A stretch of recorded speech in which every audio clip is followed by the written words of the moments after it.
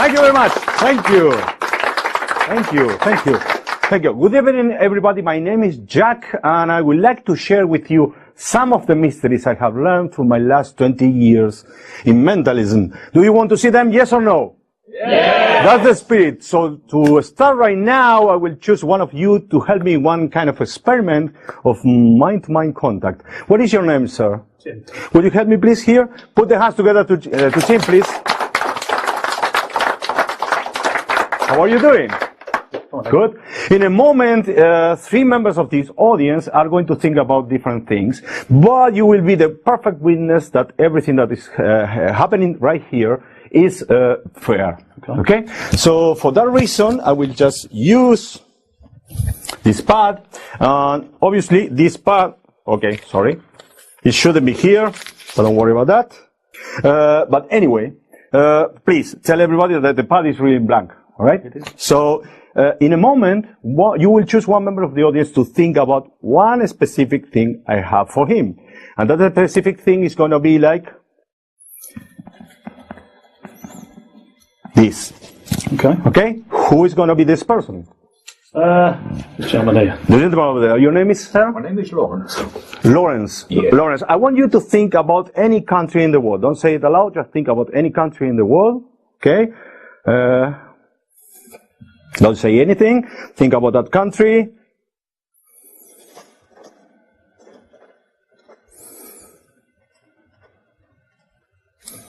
I think I got it. Okay. So, ladies and gentlemen, I'm committed myself right now in front of everybody. For the very first time, can you tell everybody which country are you thinking of? America.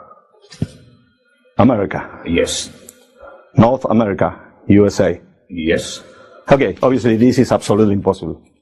This can be done. Can you hold this for me? We're going to try something harder with somebody else because I have to just improve this situation.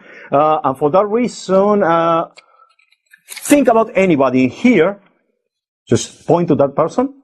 And in this moment, I will write down now.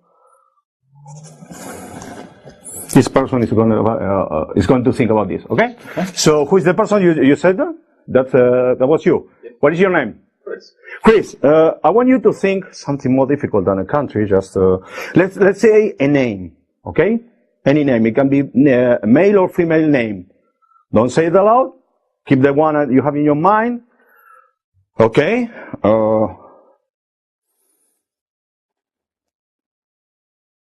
I will just change something, and I will commit myself as before in front of the whole audience. For the very first time, can you name aloud the name you thought? It was a free choice, right? Yes. Say it aloud, please. Arthur. Arthur. Okay. This is absolutely impossible. This is absolutely impossible. Sorry. Okay, we have to improve this thing, because this is impossible. Well, can we do something with you? As I have you here in the, let me go for,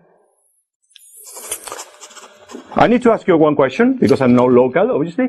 The phone numbers here, they have an area code, obviously, and then we have the telephone number. Okay. How many digits you have here? Is 11. 11 digits, all right. I want you to think about a telephone number of people that you usually call. Maybe a great friend or a relative or whatever.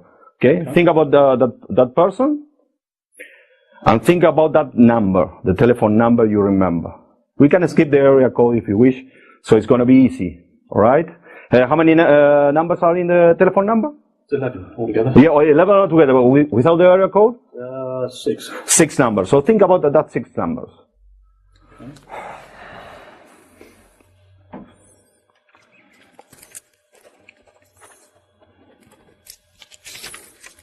Yeah, I think I got it right. I'm committed myself right here. Just not to reveal the whole number, okay? Just not to just make people call this person after the show. We will just work with the last 4 digits, okay? Just the last 4 digits. Can you name aloud the last 4 digits of that phone number? 3083. 3083. Okay, obviously absolutely impossible. This is absolutely impossible. That's why I always do this. because it's absolutely impossible. You're holding in your hands 3 pieces of paper. Each one you have seen that has the name of each paper. One says country, one says name, and one says number. Yep. I need you to start opening the papers until you see country, name, and number. Okay? And then we will start showing what is impossible. Because, ladies and gentlemen, for me, what is impossible is to fail. Start opening the papers until you see each piece of paper. We started with you. You thought about any country in the world, and you just named one country that was? America. America. Okay? What does it say? It says America. America on the piece of paper that has the country. This is for you. Then we had a name. That's correct. And the name was? Arthur. What does it say? It says Arthur. It says Arthur in the paper that has the name. This is for you, yes, sir. And then we have a phone number. Okay? Is that phone number, besides that last 4-digit number you mentioned, that was 3083? 3, yeah. I can sense another number that is in the telephone number. Is a number 5 around there?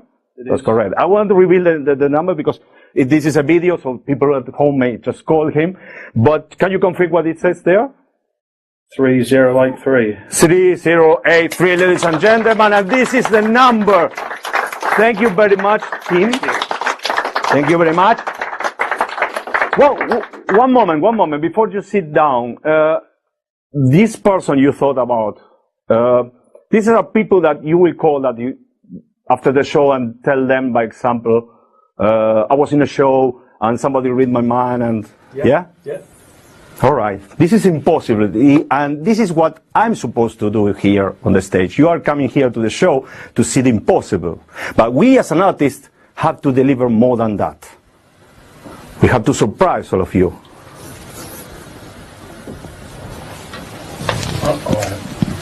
Who will be the persons, or the people, or the person you will be calling? Okay. So when you call them, tell that Jack read your mind tonight. Thank you very much, ladies and gentlemen. Thank you.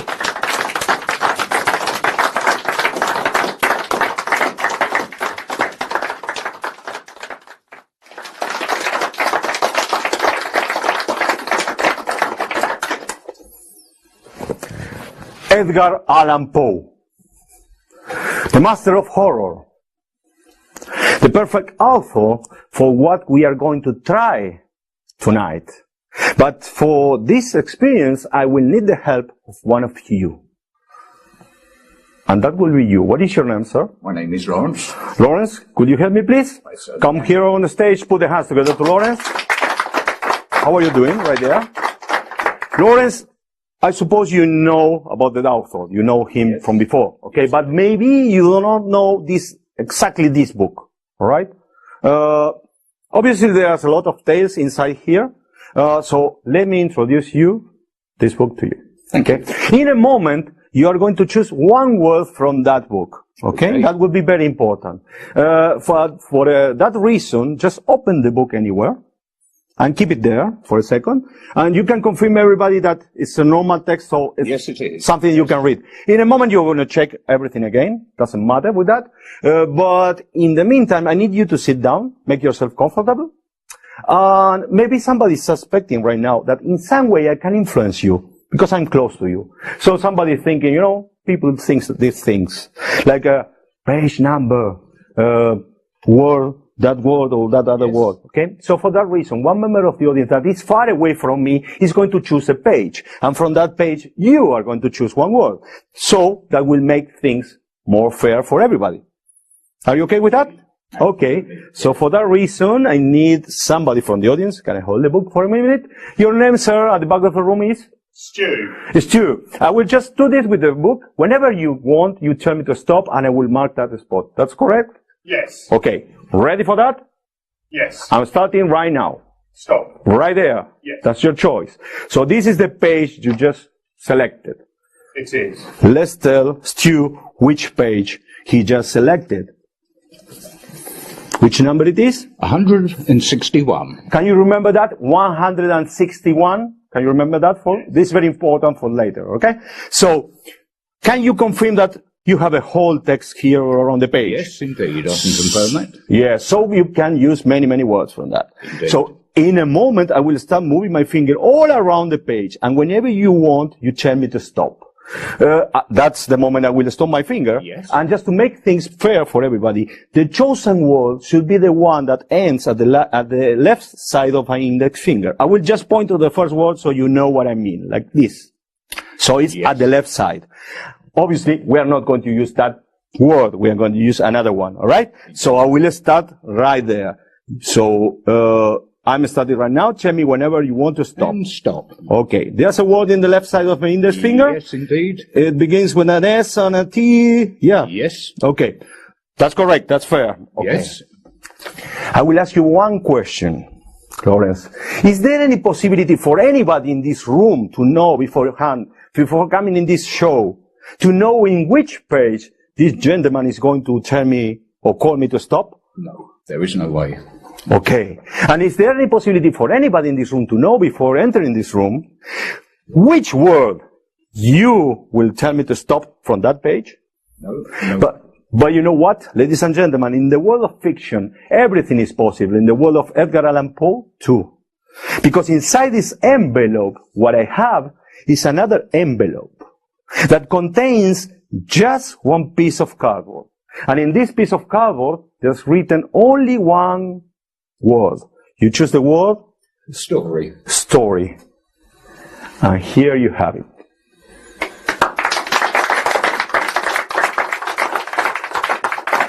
Thank you very much.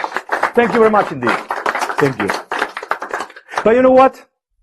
Words were created to transmit ideas to our mind. That's why when we are reading a book, we create like a movie in our mind. We start imagining how the characters looks like. Make sense? It's like a movie in our mind. So we can say that the words start to disappear when we start reading and they transform in something else. Where do you live actually? I live in Robertsbridge in East Sussex. Okay, imagine that one night you are alone at home and you're reading a horror book. Because this is a horror book. Yes. And you know what? With a book, you can read any word again. If something gets your attention, you can go back to the pages and read it again. Even you can read the whole book again if you wish to. But this night, you will try to find one word that gets your attention, the word story. And when you just go to that page, you just find out that there's a blank space exactly where your word was. How would you feel if this happens? It will be amazing. Amazing. Yes. Page number?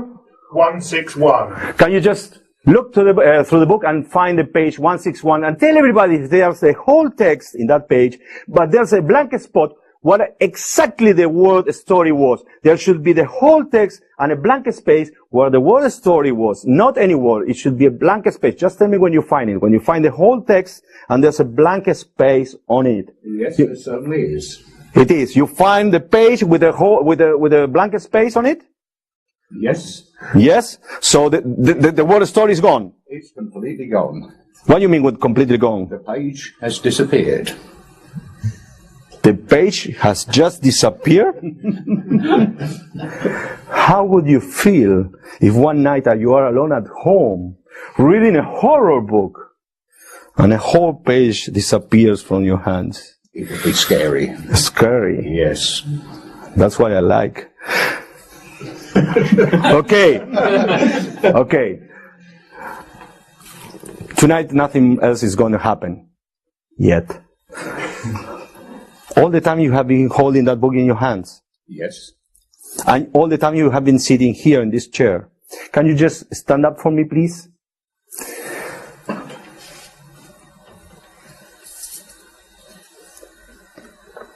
You were sitting on top of this envelope. Certainly was. The whole duration. Maybe inside this envelope it is what everybody is expecting to see, sorry. Maybe inside this envelope there's a page from a book, but not any page. Can you tell everybody which number? Sorry. It is page 161. Thank you very much. The page 161 from Edgar Allan Poe's book, ladies and gentlemen.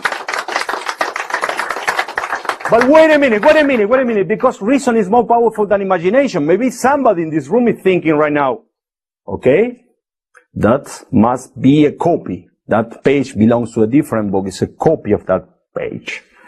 But you know what? This page has a signature.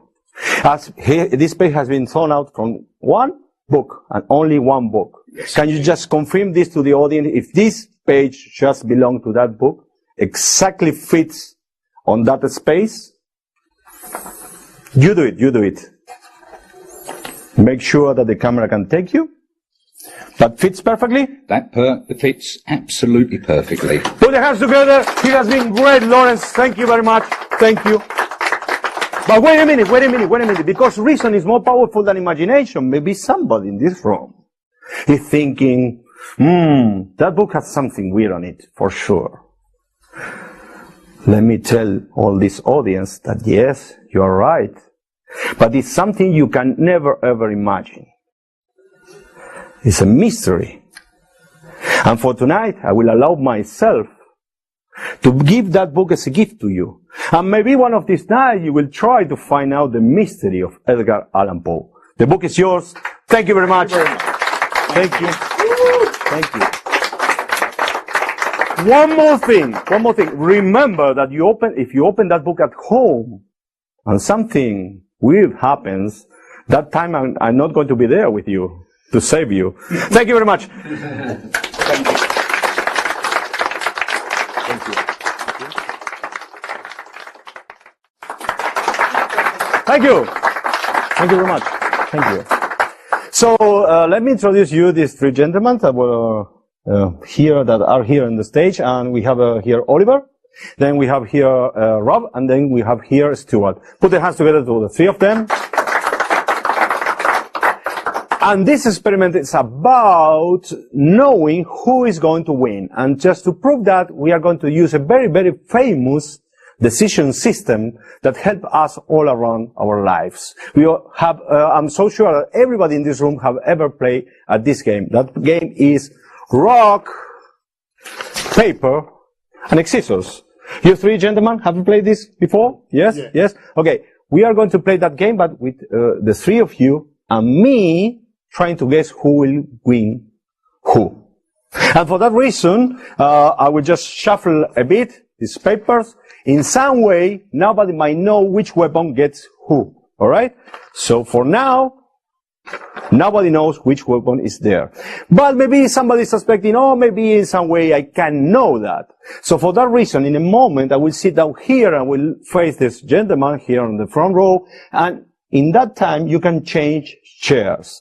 You don't change the weapon yet. You just change chairs. Okay? So this way, I cannot know who is sitting where.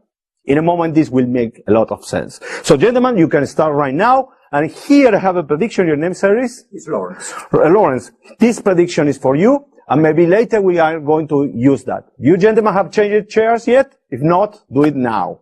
Okay? So you make sure also, Lawrence, that I cannot see anything. Alright? Yes. So now the three gentlemen probably are sitting in different places. Or at least two of them. Or maybe they want to go tricky on me and they just pretend to change and they keep the same place. But I cannot know anything. So, gentlemen behind me, this game is about this. You change places, now is the time and the moment for you to change the weapons. But don't hurry up, make everything very clear to this audience. So, only two of you, in a very clear way, will exchange weapons. One of you is going to remain with the same weapon. You decide who changes, who remains with the weapon. Do it now. Just one change. So everybody now can see that there's a fair exchange of weapons. So I do not know who is sitting where. I do not know who has which weapon. So, Lawrence. Yes. You can see the three gentlemen behind me. Okay? Yes. I know who will win. But for that reason, I need you to choose two gentlemen. Just say the name.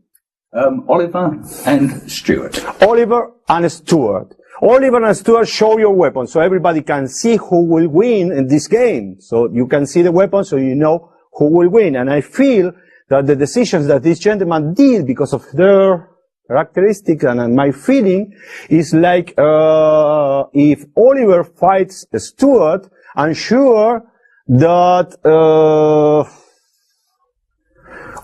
Oliver will win. Am I right? That is correct. Yeah. Thank you very much, ladies and gentlemen.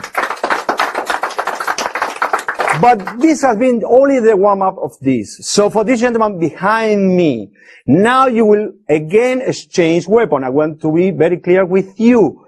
The same ones can change, or the one that didn't change before can change now. You decide that, and you do it now. Very clear to the audience. Change weapons.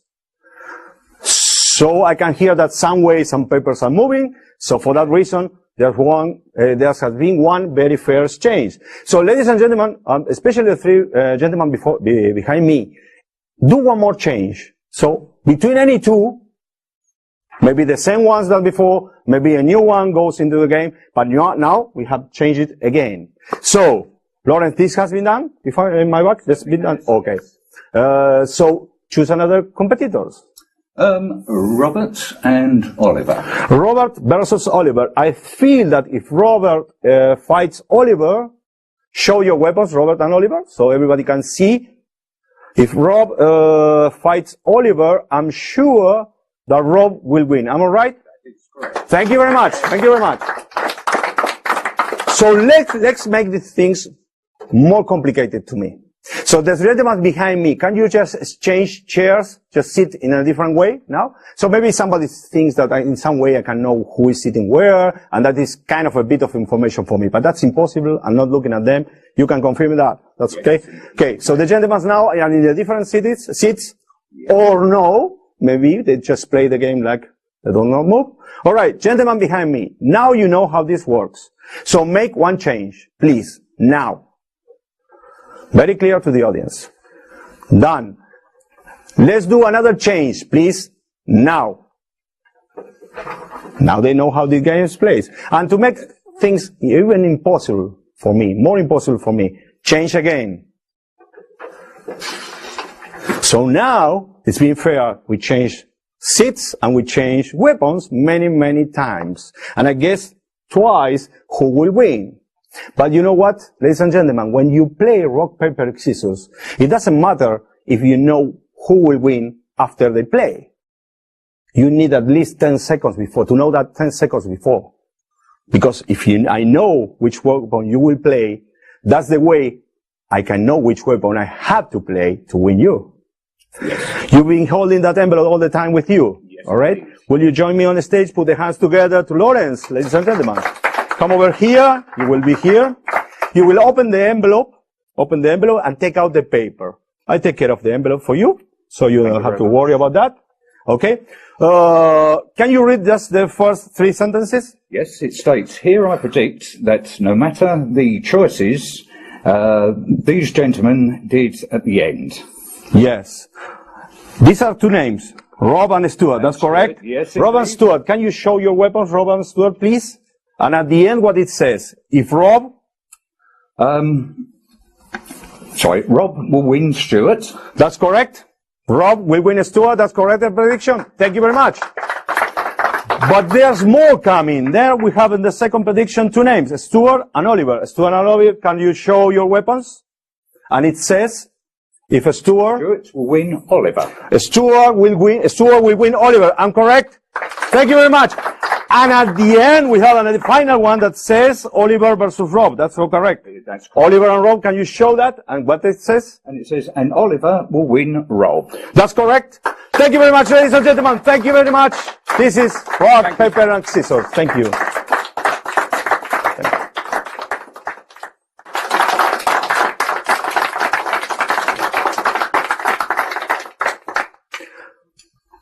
Fears. Everybody has fears in their life. Since we are child, we are afraid of many, many things. And this is about that. And this is about your fears, not my fears. I won't share that with you, not yet. Alright? And your name is, gentlemen, over here? Chris. Will you help me, please? Yes. Put the hands together. Chris, come over here on stage. How are you doing? I'm very well, thank you. I'm very well. Nice to meet you too. Okay, I'm so sure that you have a fear since you were a child, or maybe it's a new fear you have right now. you never know about phobias. They just appear in our lives. So here what I have is a collection of them. And this is a real collection. This is from different shows I've been doing. And this is a real phobias of people that I have right here.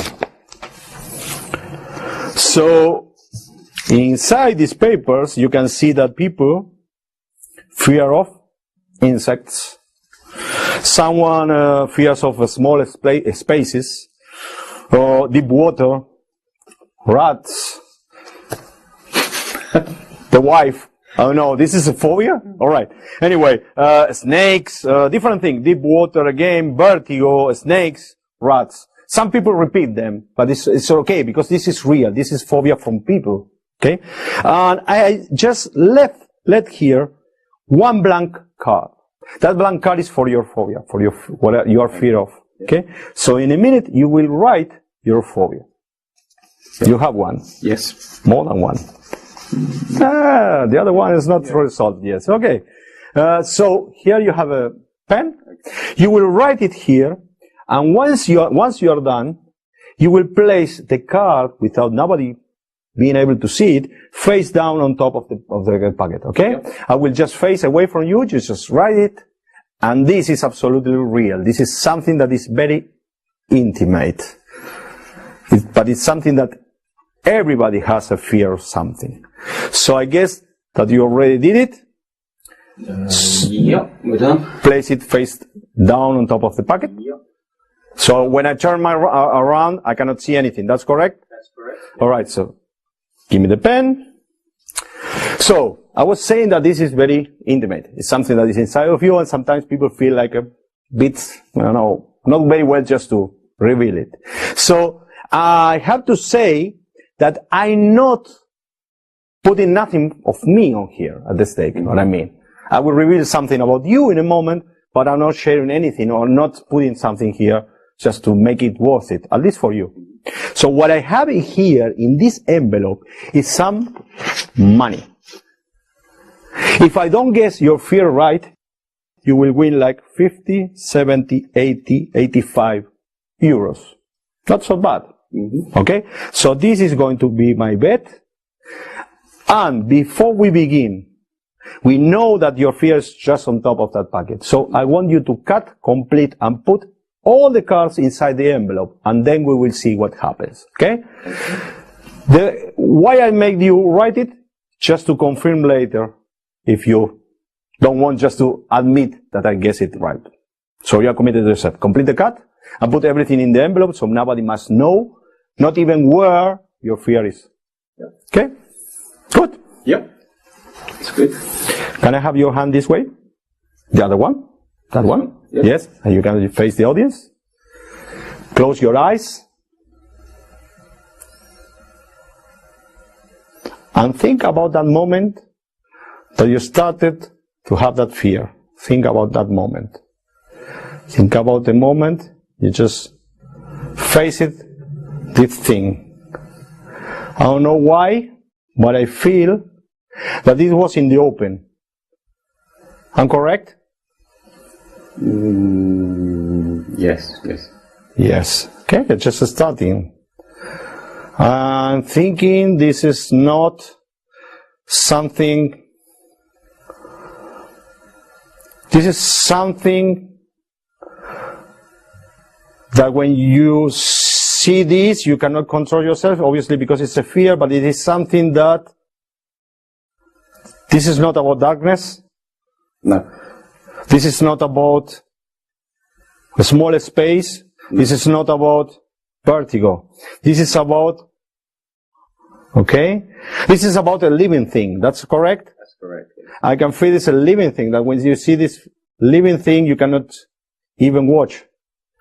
You want to go away from there because it's a living thing, it's a small thing in some way. It's not like a person, it's not like a big monster. No. It's more like something from the real world. I'm correct? Mm-hmm. Yes. I think that this is an animal, and this animal is very close to the ground. Mm-hmm. Yes. Your fear is about the snakes? That's correct, yes. Correct? Thank you very much. Thank you very much. Thank you. And I have my money back. I'm sorry. Yes, but I did it. Thank you. Thank you. Okay. I know what is going to happen. And I will prove it in front of you. And as always, I need one of your minds. And that mind comes with a person from the audience. And your name is, sir? My name is Stuart. Stuart, would you help me, please? Put your hands together to Stuart. Come here. Nice to meet you. How are you doing today? Good. Good, good, great. In a moment, with the deck of cards, you will think one of these cards.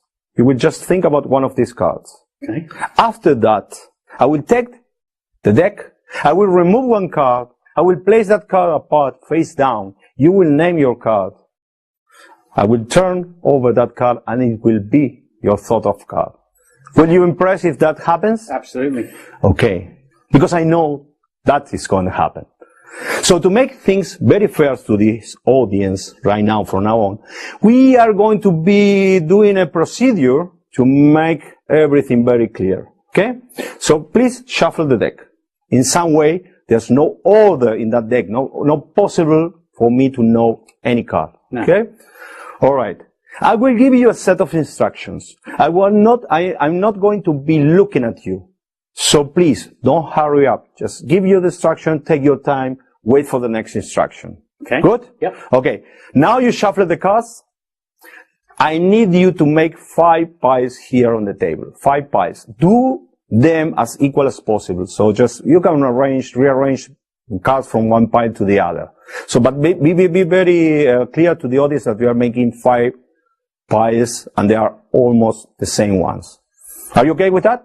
Just on there now. Done. Alright. You're taking your time, don't worry. Done. Okay. I want you to take in your hand any of these piles. Just take in that pile in your hand. Yep. You will spread the cards towards you. Nobody must see which cards are in that packet. Okay? Okay. You will think of one of those random cards that you have in your hand. Just think about one. Just choose one. Okay? In this way, we are making sure that the card is inside the deck. Okay? Right. So now you have a thought of a card. Can you remember that card for me? Yeah. For maybe next 5 minutes? Yep. Okay. Now, close the fan and shuffle those cards. Because maybe one of these gentlemen is, or these ladies is thinking, okay, maybe he sees where he was looking at or whatever.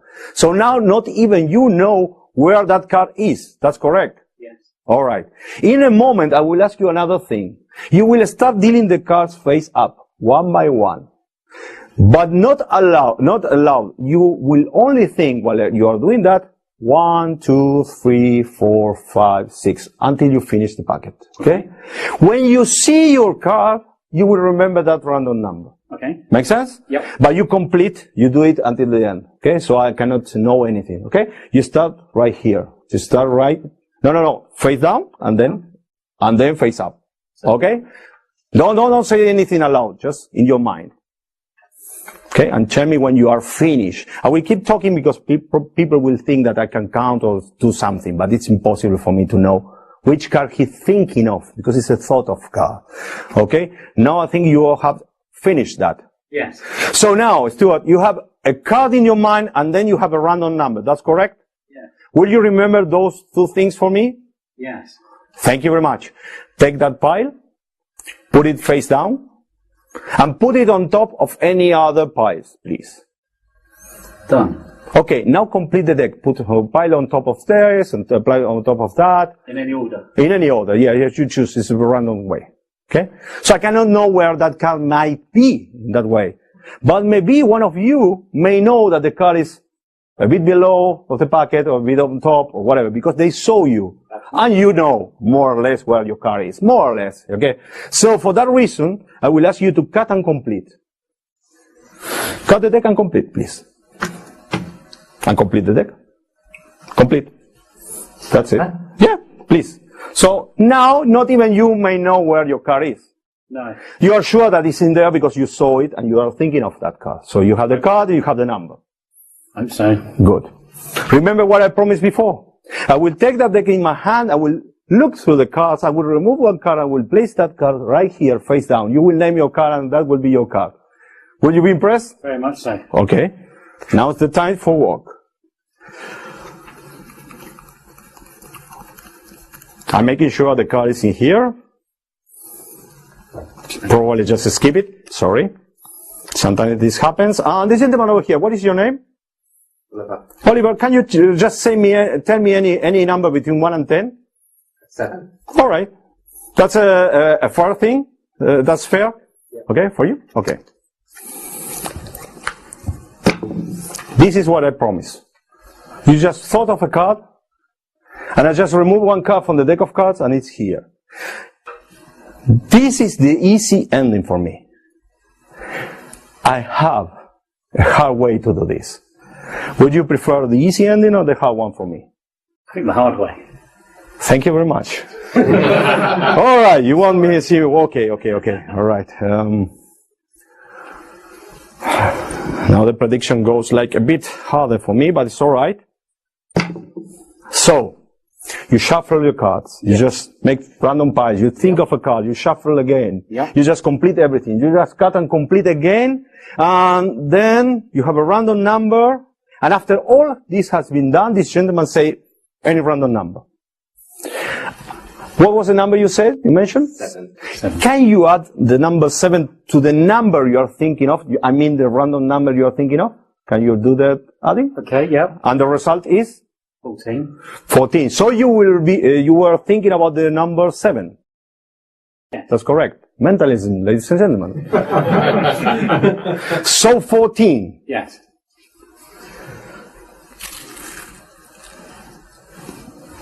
One, 2, 3, 4, 5, 6, 7, 8, 9, 10, 11, 12, 13. This is the 14. Fair enough? I promise this picture to you. Please, for the very first time, name aloud the card you were thinking of. King of Hearts. The King of Hearts.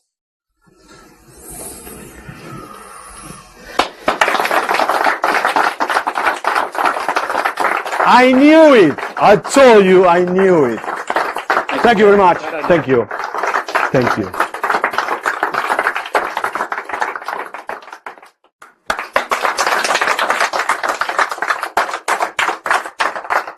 Thank you very much. I told you, and I usually tell my audiences that sometimes I can know who will win at any game. It's just a feeling. Some call this intuition. Some call this like a gift. But the only thing I can say to you tonight is that I just know. That's what happens. And when it's about cards, I know better. So for this, I need 2 spectators, and your name is, sir? Oliver. Will you help me, please? Oliver, come over here. Thank you very much. Put the hand together to him. And your name is? Sarah, can you just come over here? Yes, put the hands together to Sarah. Okay. What we are going to try involves this deck of cards, and I want you to make sure that all the cards are different. So, for that purpose, it's right there. And I know that you are not going to trust me if I tell you that I shuffled this card back at home and it's a real shuffle deck. So for that reason, I need you to do just a quick shuffle, all right? And once you are done, you just leave the deck right here, face down, okay?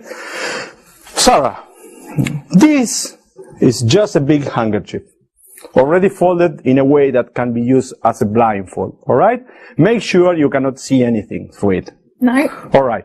In a moment, you are going to blindfold me, okay? So this is done. You're ready with this. So this is the deck. She's going to blindfold me, and then we are going to be ready to start this experience. I will be facing you, so nothing fun is happening here. You can control me. So ready? Do it to me. Just blindfold me.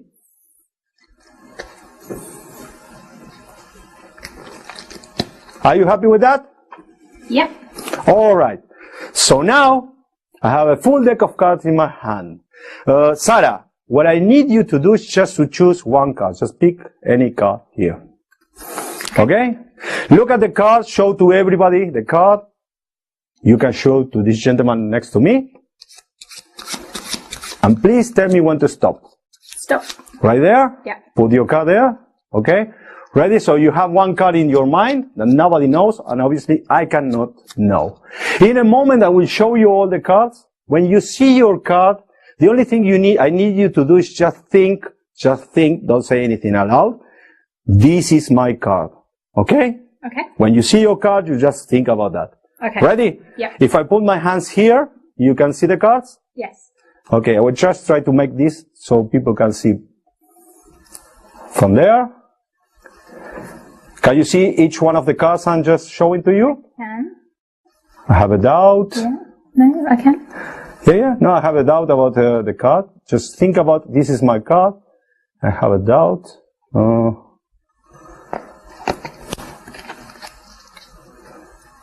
Is this your card? It is my card. This is your card. Thank you very much. Okay. We're going to try this, or one more experiment with this, because I know which card it is, but I will try it with this gentleman to my left. Okay, in a moment, you're going to choose another card, please. You look at the card, don't show to anybody this time, okay? Just keep it for yourself. Already? Ready? Tell me when to stop. Stop. Right there. Put your card. Okay, it's right there. Okay, this time you will think about your card, not this is my card. You think about the card, you think about the color, you think about the number. That's correct? That's correct? Mm-hmm. You think about the card, I will just doing this.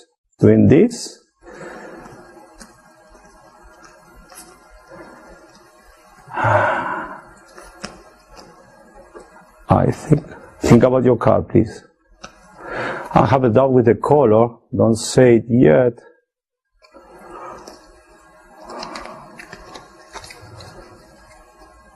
What was your card? Just, you can name it aloud. The Joker. It was the Joker. Yeah. Ladies and gentlemen, the Joker. Thank you very much. Thank you very much. Just please, point me to someone, I cannot see, but just point to someone in the audience, that is in the front row. Okay. Just, what is your name? Whoever is in there. Oliver. Oliver. Okay. Oliver, in a moment I will be doing this. You tell me when to stop, alright? And I will stop right there. That's correct? Yes. Okay. Ready? Ready. Okay. Again. Stop. Right there? Yeah. Can you remember this card? Yes. Can everybody remember this card? Yes? Yes. Yeah. Okay. What I can tell you about this card is that I feel that this card is a red card. I'm correct? Correct. Yes. Think about the card. This card is a number card. That's correct? It's not a code card. It's a number card. That's correct. And then I can tell you that it's a high card. The high card is more than 6. Yes. That's right. I have a doubt with this. I don't remember. I cannot recognize if this is a 7 and 8 or a 9. Is between those three? Yes. It's between a 7 and 8 or a 9. Okay. Can you just tell me which is your card? 8 of hearts. 8 of? Hearts. 8 of hearts. Well, I was close, pretty close. Thank you. It's like a kind of impossible thing. But you know what? I will try something more difficult right now. Because I'm not happy that I didn't get the card correct. So you say it was the 8 of hearts. That's right.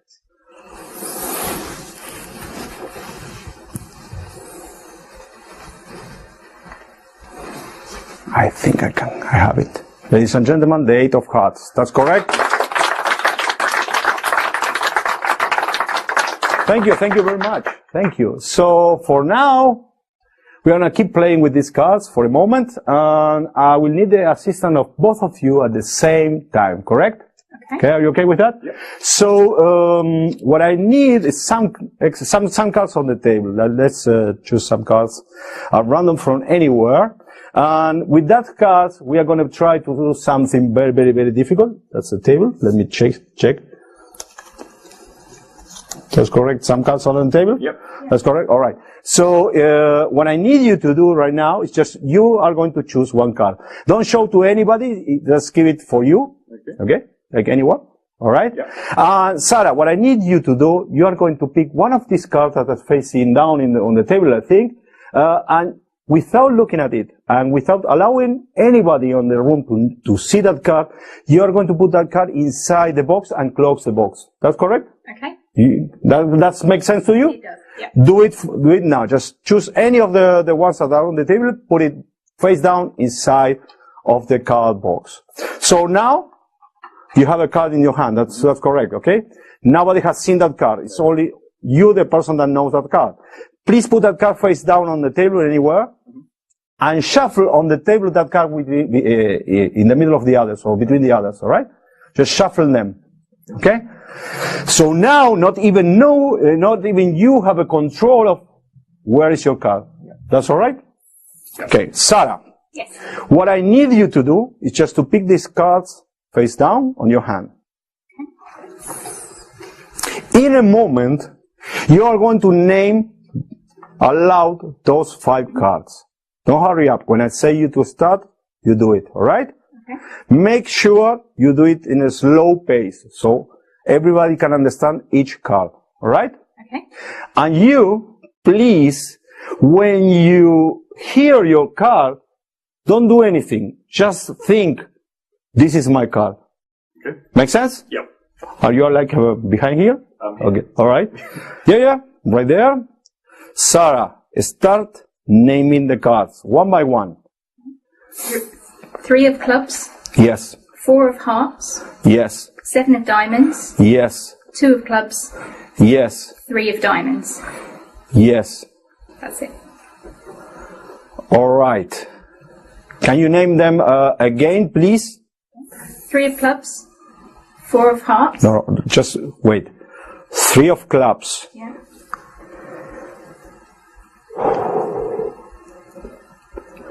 That's not your card. I'm correct? Yeah, it's not my card. Good. Next one. 4 of hearts. That's not your card. I'm correct? It's not my card. No matter what. 7 of diamonds. That's not your card. Not my card. So we have, it's not the 4 of clubs, not the 7 of diamond, not the 3 of clubs. Or the 4 of hearts, yeah. And then you have The 2 of clubs. the 2 of clubs. And the 3 of diamonds. I think that your card is the 3 of diamonds. I'm correct? Yes, you are correct. Thank you very much.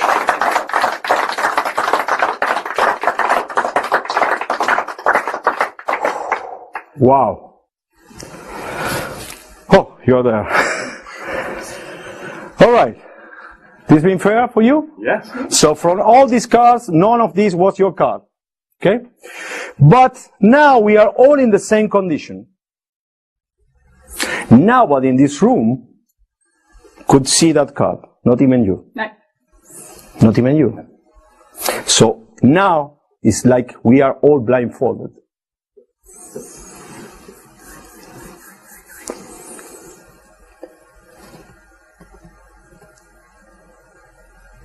I think it's the 4 of clubs. Can you open the box and show to everybody? Yes. 4 of clubs. Thank you very much, ladies and gentlemen. This has been all. Thank you very much. I know. Yes, I know. Thank you very much, Sarah. Thank you. And thank you. And thank you. Thank you very much. Thank you very much. Thank you. Thank you. Thank you. Obviously, for the next experiment, I'm going to use one of you, one member of the audience, and that will be... Your name, sir, is? Dion. Dion, could you help me, please? Put the hands together to Dion. Come over here. How are you doing today? I'm good, thank you. You're good? Yes. Great, fantastic. Do you know what this is? A deck of Cards, A deck of cards. Already you know. What if I ask you if you are capable of memorizing the whole deck of cards in 10 seconds? No. You think that's impossible? Okay, if I spread the cards over here, you can see all are obviously in a random order. You are telling me this is impossible to memorize for you? In 10 seconds, yes. Yeah. It's been 10 seconds already. And you just swear you cannot memorize that? No. Okay. That's because you are answering with your logical part of your mind. But there's some information hidden in your unconscious mind. We all have that information right there. More information that we never use. So for that reason, you will choose one card right now in this way. What I need you to do is just touch one card, any one you like, you just touch it this way. That one. Push it a bit away. Yeah? Yeah. So that's, keep the finger there. So I'll be very, very clear to everybody. This card maybe is the 11th, 10th card. I don't know. So, if I ask you, keep it there. No, not the finger, just the card. Okay. If I ask you to remember which is the 10th or 11th card of this packet, Yeah, I can do that. you can do that. I think so. No, I mean, if you asked me if that was it. Yeah? Yeah. Do you remember the card? Then no. No. Have you ever heard about automatic writing? No. Never. No. Okay. This is something that the mediums used to use just to unlock the unconscious mind, to get some information that is hidden back in our minds. And I will teach you how to do this. All right? And the way to do this is using a pad and a pen. In a moment, you will hold the pen this way. Not this way to write, like this way from the top. So do it for me now. You can step closer to me. And with the other hand, you will hold the pad in your hand. You will put the pen in the center of the page, making sure you're doing enough pressure, making enough pressure just to write. Okay? So, if you're looking at the page, you may think about drawing something, like a car, a tree, and I do not want you to do that. I want you to start moving the pen all over the page without thinking about anything. Just let the hand move. And for that reason, you will have to look at the back of the room while you're moving. Okay. Don't worry, I will guide you in case you are getting out of the pad, okay? I will just prevent you from doing that. Okay? Make sure there's nothing written on the pad before we start. No, it's clear. It's absolutely clear. Yes. Okay, so now look at the back of the room, make enough pressure just to draw something, and start moving your hand all around the page. You can go to left, you can go to right, you can move up, down as you wish. Keep moving the pen, and you can go more to the right because you're almost in the border, and keep doing that. Are you happy with that? Yeah? Okay, you can stop whenever you want. Right now. Okay. So you recognize what you have written? No. Not at all. No. Okay. Ladies and gentlemen, Pablo Picasso. Okay. No, it doesn't make any sense to you because this is some information hidden in the unconscious mind. Now we have to try to interpret this information. Okay. So for that reason, let me do something with you. Let's try to find some information right here. By example, you focus all your attention in this part of the page. You notice that. This is where more lines are meeting, all right? So, you drew something like this. Make sense? Yeah? Has some kind of identity for you or any kind of information you can feel? Not at all. Not yet. Okay. So, and here, you did a big line. You went from left to the right. Look. Yeah? Makes any sense to you? Does this information make any sense for anybody here? Yes. It's like telling some information. And I can keep finding more information here. Right here you have like another. It's like you are having the same information all over the page. So finally you can say that this information means something to you? Starting to look like something, yes. Because maybe this is a big 2. Yes? And maybe this is a big 2 diamonds. Maybe? Yeah? Diamonds? And this was in your unconscious mind. Yeah? Yeah. All right. What is this? The two of diamonds. Ladies and gentlemen, the two of diamonds. Thank you. And thank you very much, Leon. It's been a pleasure. Thank you, and thank you. Thank you.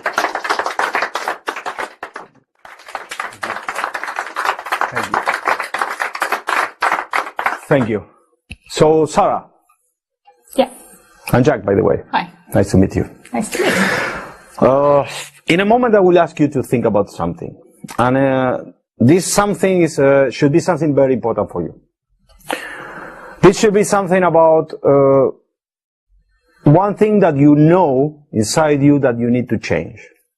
Maybe some friends, some relatives, some people that you care for always tell you have to change this thing. Or maybe this can be also a thing, a decision that you know that you have to make about something. I will promise one thing to you, and that thing is about I will never, even if I know it, I will never ever reveal that thing to the audience. Okay? It's going to be just a thing only for you. Okay? And it will be experience between you and me here on the stage. But I will never reveal that thing. With me, I have a special object. And before showing that object to you, I will tell you what happened with this object to me.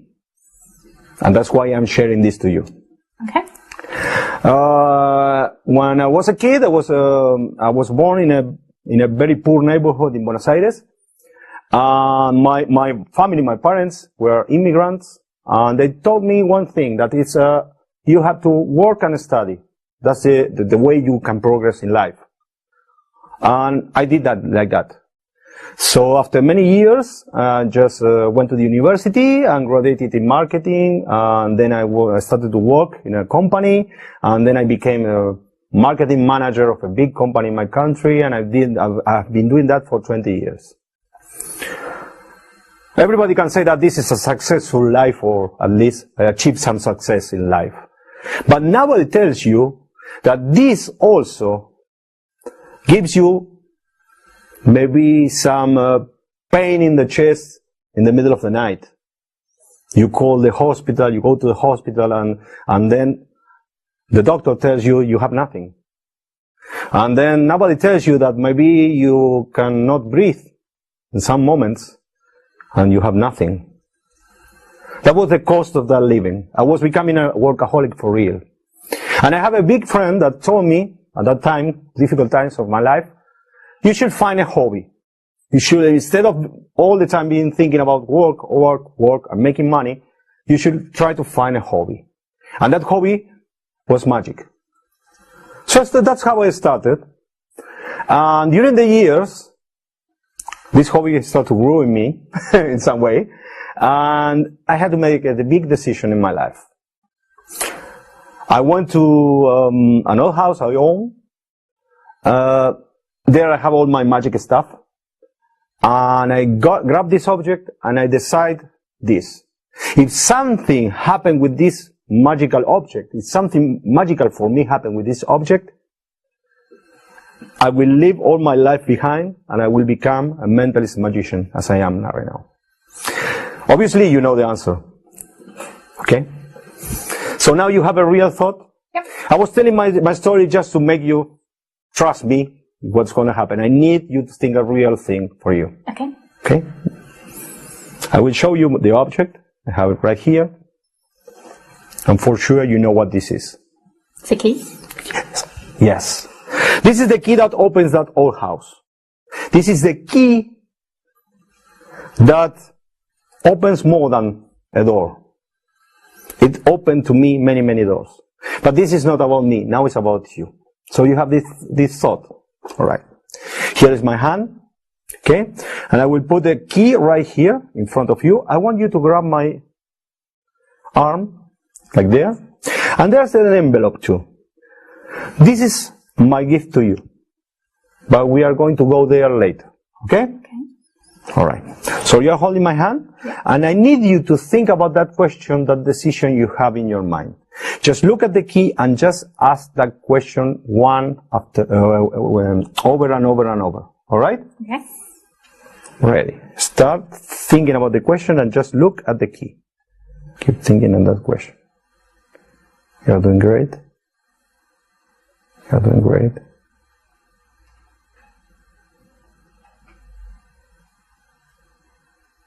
Keep thinking. Thinking the question again and again. You have the answer.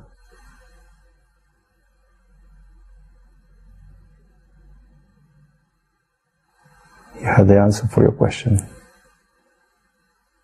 You know you have the answer.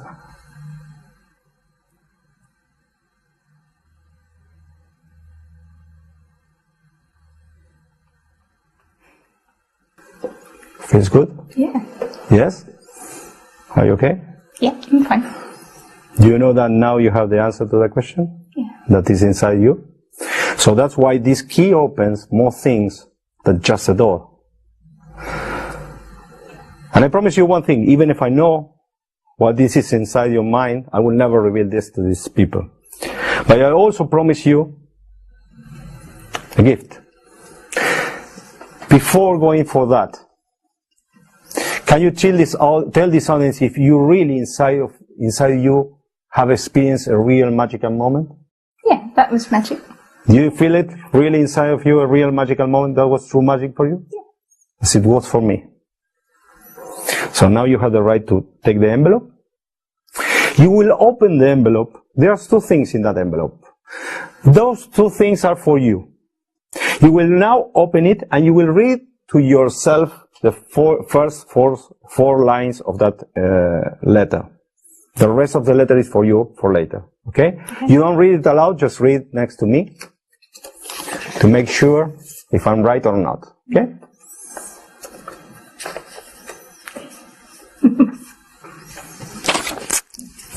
Thank you very much. Thank you very much. That's yours. Thank you. Thank you. Hi guys, I'm Peter Nardi and thank you so much for purchasing Meet the Jack.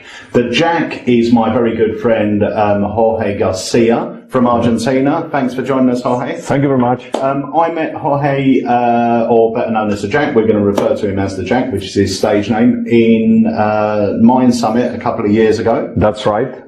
Where you fried me with some great mentalism. Thank you very much. We spoke after, and ever since I've been begging him to do a DVD with Alex Zam. I'm so pleased to say that he's now here. Yesterday we filmed a live show, so on this DVD you're going to see all the live performances.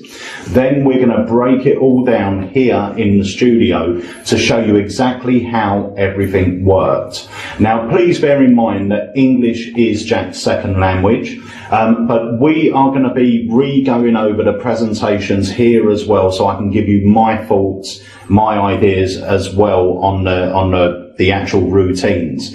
But the live performances will show you the timing, will show you how Jack actually handles the audiences. So I really hope you enjoy Meet the Jack. As some of you guys may know, the Jack has got a book out called 7 Mysteries. The book is packed with great mentalism routines. Some of the routines you're going to learn here on this DVD are taken from this book. And the Jack has basically offered to give you guys the PDFs for the routines that are featured in the book and on the DVD. So any routine we're featuring on the DVD that is taken from 7 Mysteries, if you place the DVD in your computer, open the disc, and you'll be able to print off the written instructions taken from the book for those routines so you can read them at your leisure. So a big thank you once again to the Jack for doing that. Thank you, my friend. But that's a little bonus for you guys. So you've got the PDFs for the routines you're going to learn here. Enjoy. Right, the next effect we're going to talk about is way ahead. Yes, that's it. You know what? One of my obsessions in the world of mentalism always was one-ahead routines. Yeah. And the problem I always find in one-ahead routines that they always go like, first you think about maybe something impossible number, then you think about any city in the world, and at the end, think of a card. Yeah, pick a card. Yeah. So it's like a 50 chances at the end, and the other 2 chances are bigger than the last ones. It should be go the opposite. So I was thinking about that for a long time. And it also, on one-ahead routines, you always have to do the change, all right? You rearrange the things at the moment where everybody is paying attention, because it's at the end. So I just try to find a solution to that, and this is about that. This routine is about that. It's very simple. You need to you can use this kind of paths with these lines here. And the setup, I'm already set up from yesterday because it resets itself. Okay. It's just on the first page, you fold it this way, okay? And I already have written the word number. Yeah. This is the information I will have, okay? Later we'll go for how to get this information and that thing, Okay. all right? This is the information I will know in the one ahead routine, okay? So, I have 4 pages folded this way. Just pre-fold it a bit, this will help later, and then I fold the corners to allow me to do the move.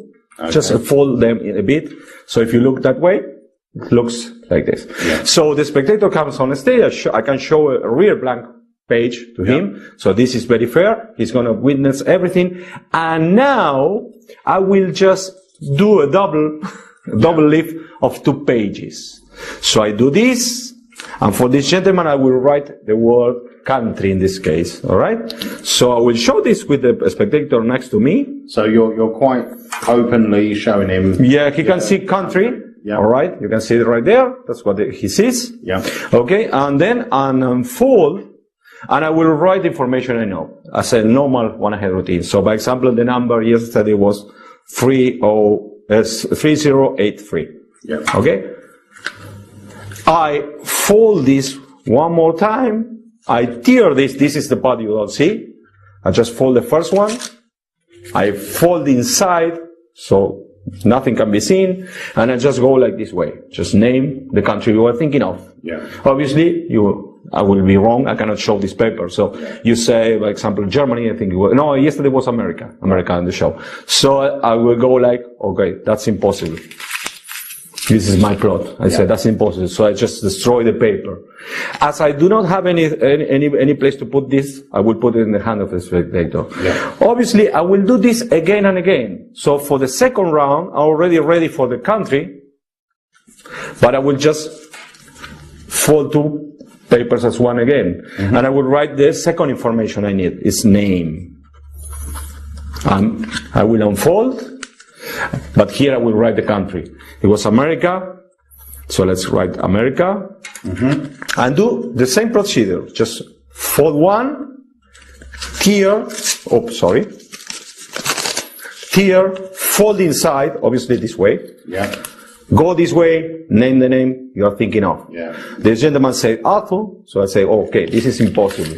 I just do again the same thing, throw in the hand of the spectator, and now I'll go for the last one. Always I do the same move. Yeah. A double lift, but with paper.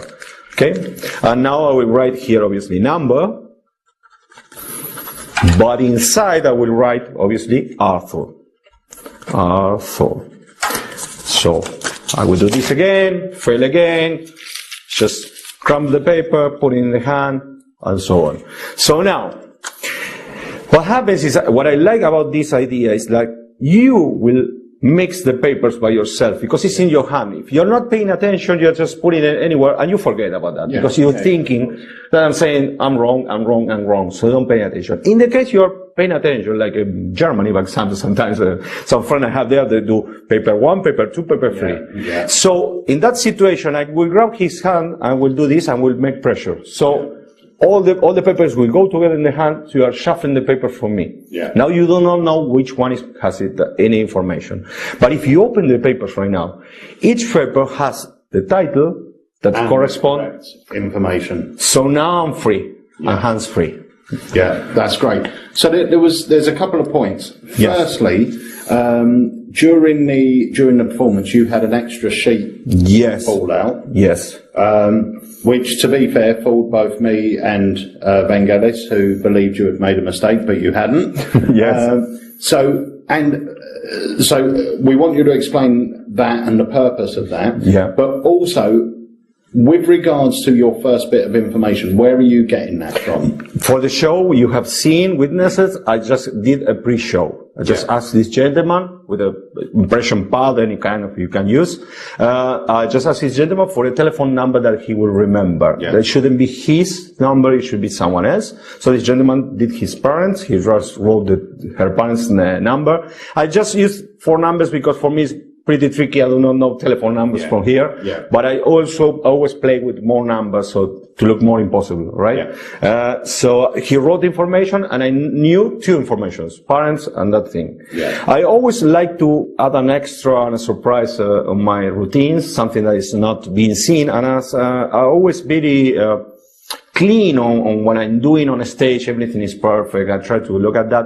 If I throw a piece of paper on the floor, everybody will notice that. It's like, what is happening there? He's so precise with everything. Yeah, this thing has fallen and he's left it there. Yeah, so everybody falls in that trap, you know. So I just have this paper, and I just have written, yesterday I said parents, like that. So it's like I'm finding something that, oh, this is wrong, this is not here, I throw it on the floor. Yeah. So this is going to be the big surprise at the end. Yeah. All right? That's what happened. Usually, I can do this impromptu. I use the toxic principle with the calculator. So I have by example, I can have my own phone number already added. I ask for an iPhone, and I do the toxic principle with 3 spectators. When you, the guy that's helping me on the stage, you press equal, you will get my telephone number. Yeah. So I have that prediction on the paper, and then I say, okay, let's call this number. You will be surprised. By example, if you call this number, somebody will answer, hello, how are you doing, Peter? Yeah. You will say yes. My phone will ring. I will say, hello, how are you doing, Peter? And that will be the ending. That will be the impromptu situation. And you prefer to do pre-show rather than forcing in a lot of cases if you can, because then it's a freer bit of information, isn't it? Yes. It is a more impossible piece of information when you can name, someone's phone number and who they're going to call and everything else. Yes. It works really well. The one ahead type principle, I think nowadays is sort of looked down upon by a lot of magicians and mentalists. They don't understand its full potential and its power. And when it's done like this, where everything's so clean and they're watching you write the, country, and then you say, okay, I'm going to write the country, and you tear it off. They've seen everything, every step of the way. Just a little, basically a performance tip or a premise tip is, especially if you're going to do this routine, if I was to present this, and I know this is very similar to you, it might not have translated that well in English, but I know it's what you were doing, is when you say, okay, I'm going to give myself 3 chances to get some amazing information that you are only thinking of. Okay, so you're going to think of 3 pieces of information, and I'm going to predict 3 out of 3. So they do the first one, but what was the country? Italy. Really? Okay, we're going to go for 2 out of 2. 2 out of 2. Yeah, and you do it. So they keep thinking you're failing all the time. You say, okay, maybe we'll try a card trick on the last one, or whatever it is, and then you reveal. So, and I know that's what you were trying to put across in the pattern when you're saying it's impossible and everything else, but it's like that sort of, okay, all right, forget about that one, we'll start again, 2 out of 2. Yeah, that's it, yeah. But for me, what is most important at all, that this is, the first one is a possibility maybe in hundreds country. The second one, names, there are thousands. Yeah. And then we have a phone number that has 6 digits, 7 digits, 8 digits. So it's like playing the lottery. Millions and millions. So it's logical. It's more impossible each time, and then you get all everything right at the end. Yes. That's brilliant. So that, my friends, is Way Out. I really hope you enjoy it. So, this is most probably the one you've all been waiting for. This is To Lovecraft. That's it. This is most probably my favourite version I've ever seen of the Pegasus page plot. That's it. That's correct, yeah. The page vanishes from the book. So, tell us a bit about it. How did you come up with it, and where did the name come from? And all right, the basic idea is when I was trying just to become a real performer, what I mean is full-time performer, I wanted to do something like creating in different ways, not taking a trick and just perform that trick. I tried to create my own tricks, and I got this idea about giving a book as a gift at the end of a routine. Yeah. And obviously it should be a book test. Yeah. At that time I was performing the Pegasus page, the normal version that everybody knows about that, and with a gimmick book and everything. Yeah. So that can be possible. Yeah. If you have a gimmick page, you cannot give it as a gift. So I came up with this solution. So use just one book on a stage, a book that a spectator can just check, a spectator can handle it, and at the end he can keep the book. That's a big surprise at the end, because if somebody suspects something weird on the book and say that on the presentation, he can have it home. They can have it, they can look at it. And the great thing about that as well is it's totally customizable. If you're doing a job for a book launch, you can do it with that book. If there's a book that's someone's favorite book, you can do it with that. And it's... That's the beauty of it. So I'm a lover of, I love H.P. Lovecraft books. Yeah. So that's why I started giving H.P. Lovecraft books as a gift. The problem is in my country I cannot find H.P. Lovecraft books in English. So to travel here, I just bought Edgar Allan Poe's that it's similar to it. Yeah. And I already love Edgar Allan Poe. So for the routine, basically you will need 2 books. Yep. Okay, just to build one. If you are going to give the book as a gift on each presentation because you decide for it, you just need one book you will use as the gimmick book, the one you will build the gimmick with, and then you just keep buying new books and just giving as a gift. Yeah, and to be fair, there's the books nowadays, if you go into a bookstore, you can pick up books for £1. I mean, it's expensive. It's not expensive thing, and if you are being a pro and you're being booked for 1,000 or some money, buying a £10 books doesn't make sense, but it makes you look great on a stage. Yeah. So basically, the routine, the main idea of the routine is just to force a page, right? So basically, what I do, I just remove the page I'm going to force. Okay, so the page is not here. Yeah. But the probability of the spectator handling the book and just find the missing page is very low. Yeah. And if you know how to handle a spectator, you can have him riffle through the book. He's not going to find it. Yeah.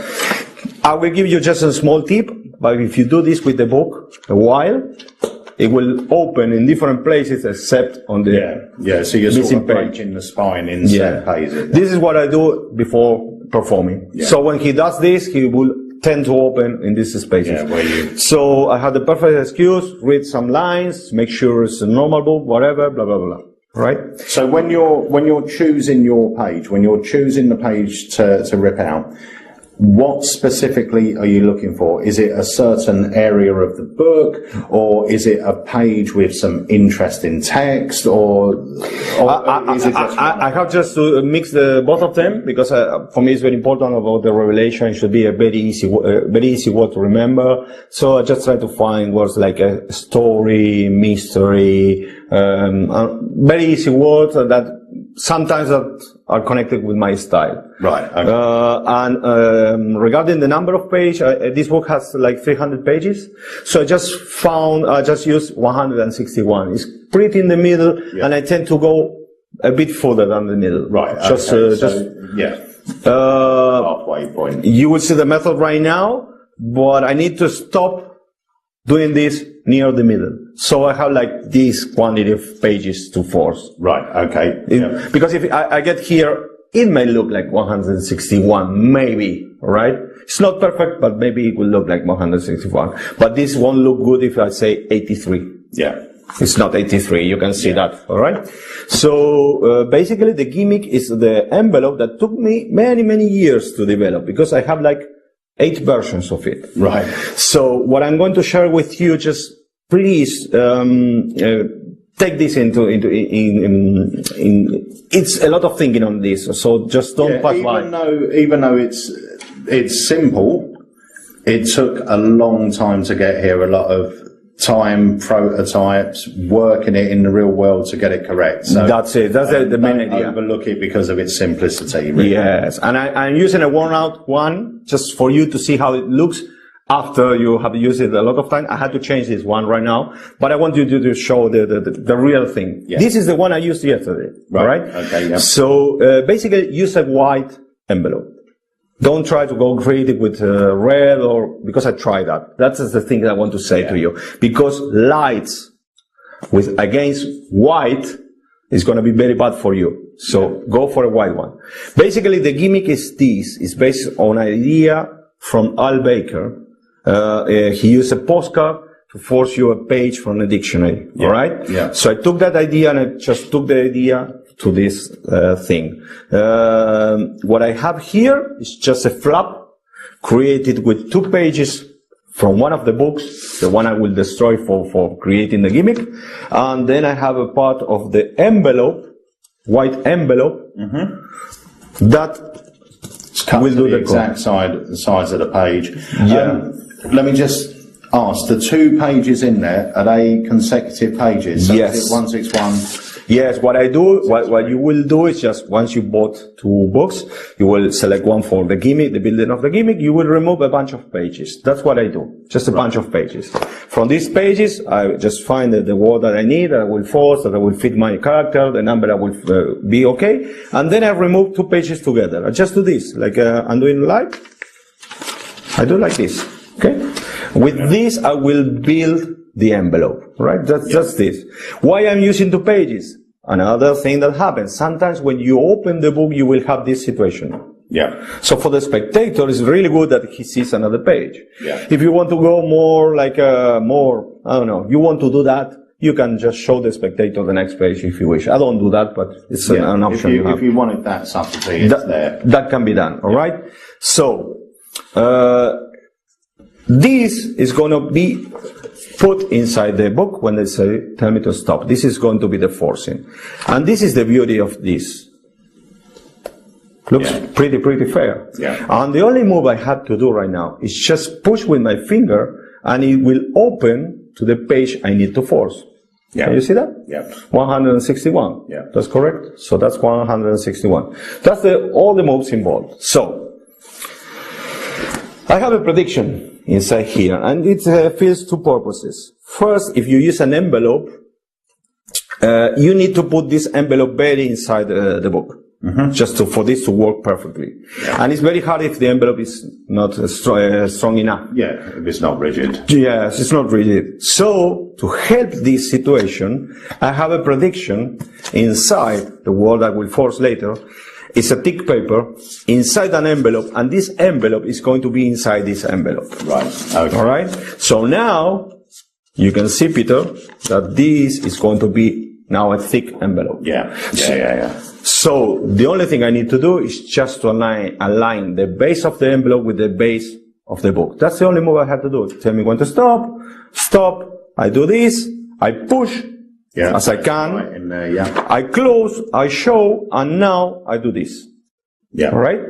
Probably for the Anglian, you know how it's happening. Yeah. What is happening, you have seen something. But from that point of view, you cannot see almost anything. Okay? So that's basically the principle. So I'll just show you as well the envelope itself, the gimmick bit. So obviously, it should have been obvious when we were speaking about it anyway. You've got this image here on the front of the envelope is replicated here. So when this part opens, there is no discrepancy to your audience or your spectator. They're still seeing this as well as seeing the page. And if you have a look at the envelope, it's perfectly aligned down this side. I mean, there's mostly a millimeter off, 2 millimeters off. Yeah. But it's right down the bottom there. So that gives the jack the perfect line to line up to. So you just go in, and as long as you're pretty flush with the book, you can just lift up like this to show the page. But it's absolutely beautiful. The way it works, its simplicity, it's absolutely cool. Obviously, when you are building the flap and things, you will have, like, by example, the page will go longer than the cover, because when you push this inside, it doesn't fit all the way. But with an X-Acto knife, you can just cut everything and just get ready. Okay? So basically, the routine is like this. What you need for doing the routine right now is the book without the page. The page that is missing from this book, the 161, is inside the red envelope. Okay? This envelope goes on the chair. So I ask the spectator to sit on the chair. You will see that on the performance. All right? So this is going to be the ending of the routine. This envelope should be somewhere I can grab the envelope. Okay? I know that I have to grab the envelope from this side, because to put it this way, so this hole with this part, blank part, will be like this, so I can just do this way. Yeah. So when they tell me when to stop, I go, I put this in here, I stop. Yeah. How do I force the word? I'm very bold with that. Basically, I will show you with this because it's very easy. Just for you to follow the word story, it's right here. I know it's in this blank space, so it's very easy for me to see next to the spectator. Yeah. I know that I have to stop right there. Yeah. So what I will say to the spectator is, I show him the first word, and I say, I will move my finger. When I stop my finger, it should be the word to the left side of my index finger. So he says, correct, that's all right. Mm-hmm. So I will start moving, and it's a time force. When he tells me to stop, I just go there. Yeah. Yeah. Oh, can you see a word? Yes. Is the word a story, or is a word that starts with an S? What is the word? He says a story. Then we cover what happened if he says, no, I want another word. But it happened to me 3 times in 8 years. Yeah. Right? But that may happen, all right? Don't worry about that. There's an out for it. So that's the forcing I use. Yeah. If you wish, you can ask this gentleman to close the eyes, and when they open, they need to refocus, so you have 2 extra seconds to get in there. Yeah. But that's it. Once the word is forced, I just close the book, because remember, we're in this situation with the spectator. We're like this. Mm-hmm. Okay, this is the word you need. Yeah. Okay, I close and I remove the envelope. Yeah. So I'm taking out the gimmick. Yeah. And the routine is done. Everything is done now. Yeah, so the book is now totally examinable. It's got a page torn out, but there's no other gimmicks in there. So I will do the thing all at the beginning of the performance. So I'm completely ready. So I have to show the envelope. How I show the envelope?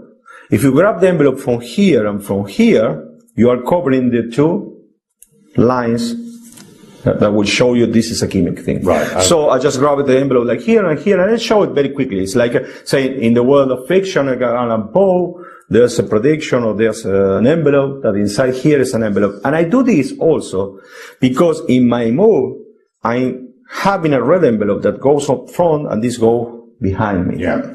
So all the attention is here and not in the gimmick. Yeah. I'm getting rid of the gimmick in a very clean way. Yeah, So yeah. this disappears forever for the spectators. Now I have the prediction, I open the envelope, obviously I have the word I will force, that is the word story. Let's go to a bit sticky and I'll show the word story. Cool. Just a couple of things. Yeah, go ahead. Else I just thought of as well, which is the fact that if you notice that round here there is a really nice big black border, Yeah. there is a reason for that, and that is to hide the depth of Yes. this. Okay, so that's going to hide the depth there. If you want to, I know we were playing with this the other night, and if you wanted to, you need to try it out, but you could. And if you push that envelope into your spectator's hand, especially when it's got the other envelope and the card in it, you can't feel Not at there's all. any gimmick there. So they could actually say stop and push it in. Yes, you will have to realign. Real life, but it looks fair. Yeah, it looks fair. They're actually putting it in for you. So these are things that you can do. So what would happen if, I know what I would do if they chose a different word. Well, that's part of my style. Yesterday we have been doing during the show many different routines. They are not all together in a whole show. Yeah, we did a sure. special show just for this. Yeah. But during my shows, it's my way of doing mentalism. I almost never tell you what is going to happen. Yeah. I just keep the mystery going on. So you have to be fit for me. You have to listen to me for the next information. Yeah. You have to keep going with me to know what is going to happen. So as I never said that there was a prediction, the only thing I say is that you're going to choose a word from this book. Yeah. Just that. Yeah. If the guy says, okay, I want another word, I say, all right, okay. I'll remove the envelope and I go to the next phase. Yeah. And I say, oh, you choose a word from the page. Yes, what would happen if That word the wasn't word there. wasn't there? Yeah. I will say, no, that's impossible because it was Yeah. the word I chose. Okay? Stand up, look at the envelope, the whole page. Okay, look for the word. Yeah. You want to find it, no page, stand up, look on the envelope. So you have a Yeah, perfect it's out. exactly the same. It's exactly the same trick. Yeah. So you're not revealing the word, but the word is still vanishing. Yeah, I just lose in one moment if you wish, but it's okay for me. It's, I'm safe. Yeah. So it's pretty safe. The structure of the routine, I think, is the good thing. So now all you have to do is just ask the spectator to give the book, the envelope to you. You just open it. You show that inside is the right page, the 161 in this situation. Now he makes sure this page belongs to that book. And then, if you wish to, he can keep the book. That's the ending of the routine. I will add just one more line. I invite everybody to watch again the presentation, and you will notice there's many details on that. The structure of the whole act. Yeah. Is what makes it even stronger than the Pegasus page. If you look at that and pay attention to that, you will have a good routine. Yeah, it is. It's perfectly structured. You've got those moments of reveal as well, and then, it's the same page. He can see the number, but then when you take it out, it's torn. Then it matches. So you've got multi-layers there and multi-kickers. So it's a great routine. It's always got a great response from spectators, the Pegasus page type effect, where the page gets ripped out. So this, in my mind, is one of the best. It's, the book, in effect, is ungimmicked, so you can give it away. It's not like you're spending £40-50 on a gimmick all the time. It's totally ungimmicked. You can give the book away, and it's perfect, and it's so easy to do. That's it. And it packs small, once again. Another one that packs small. Just carry this and 3 envelopes, sorry. Brilliant. So that is to Lovecraft. Right, this is an effect that fooled us all. It's the Jack's rock, paper, scissors, chair test. Now, I'm going to say this now. I do not know how to do this. So I'm going to be learning along with you. So hopefully I'll be asking the questions you guys want to know. But the Jack has promised me it's very easy to pick up. So here we go. All right. Okay, this routine is based in Robert Neal's My First Trick. Right. He used to do this in a close-up situation, and he used some elements on it. So I tried to remove all the elements and to create a system that is easy to perform. Okay. So basically what you have here, we have the rock, the paper, and the scissors. Okay. We all, on the performance, we use some big piece of paper just to play it theatrical way. Yeah, just print it like this way. All right. Yeah. All right. We are going to have like 3 spectators, by example, Jorge, Evan, and Peter. Okay. The only thing I need to know is I need to remember only 3 names in a very specific order. It's the only thing you need to know for performing this. It's the only thing you have to do. Just remember 3 names in a specific order. That order should be a winning order. Right. What I mean is this. It's like, it should be like this. Scissors, imagine, Jorge has scissors. Ivan has paper, Peter gets rock. Yeah. What I mean is like, this is the winning order. Scissors will win paper, paper will win rock. Yeah. Make sense? And rock will win scissors. It's like a circle, alright? So, if I remember Jorge, Ivan, and Peter, I'm done. Right. So realistically, for ease of use, you want to do it this way. Alright. Because if you usually remember, you'll remember from the... Oh, yes. That's it. Of the camera. Sorry for that. So, this is the winning order. Yeah. All right. Each time you ask 2 of them to switch the papers, the order will reverse.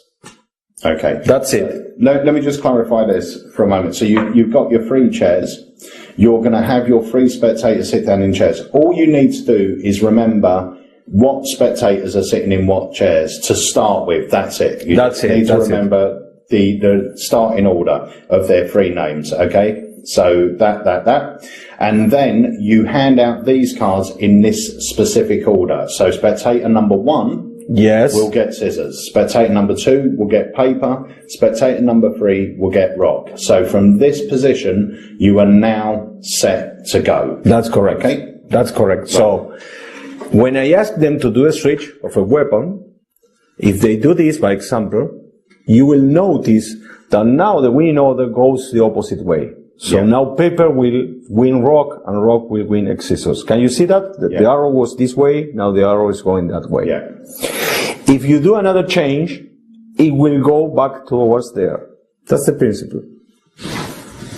Rock will win scissors, scissors Right, will so win paper. one change of the paper will automatically reverse the order. That's correct. So any odd number change will reverse, any even number will throw it back into the winning. That's it. So if you control how many changes you do during the routine, you know in each situation who will win who.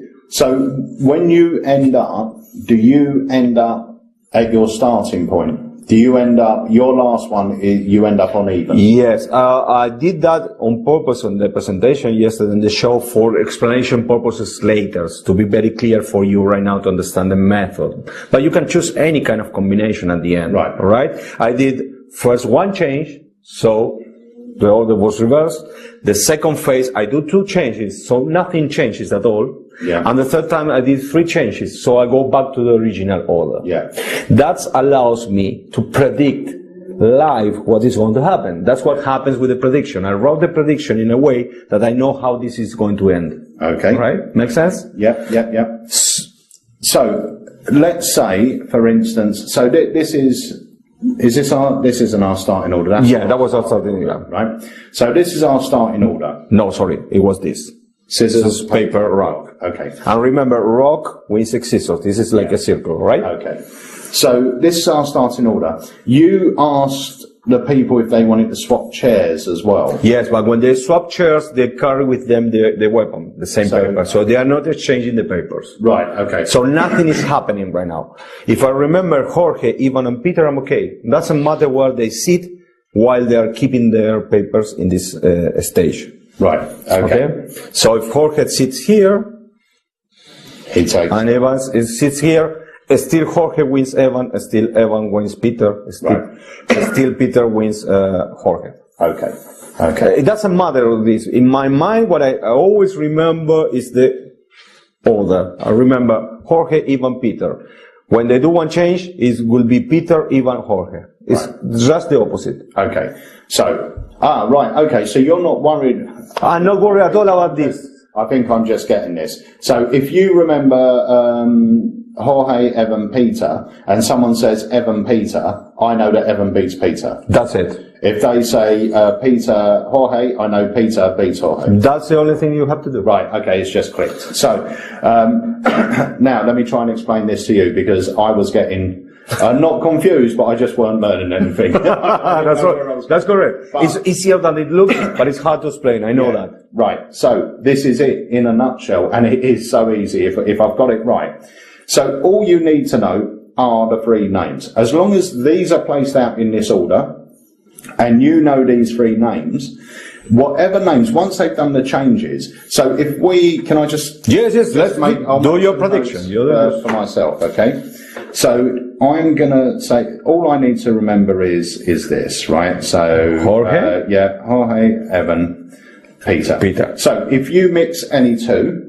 Yeah, if they change the weapon, just the weapons, Yeah, you change the weapons, and now give me two names. I can tell you what happened if Ivan fights Peter.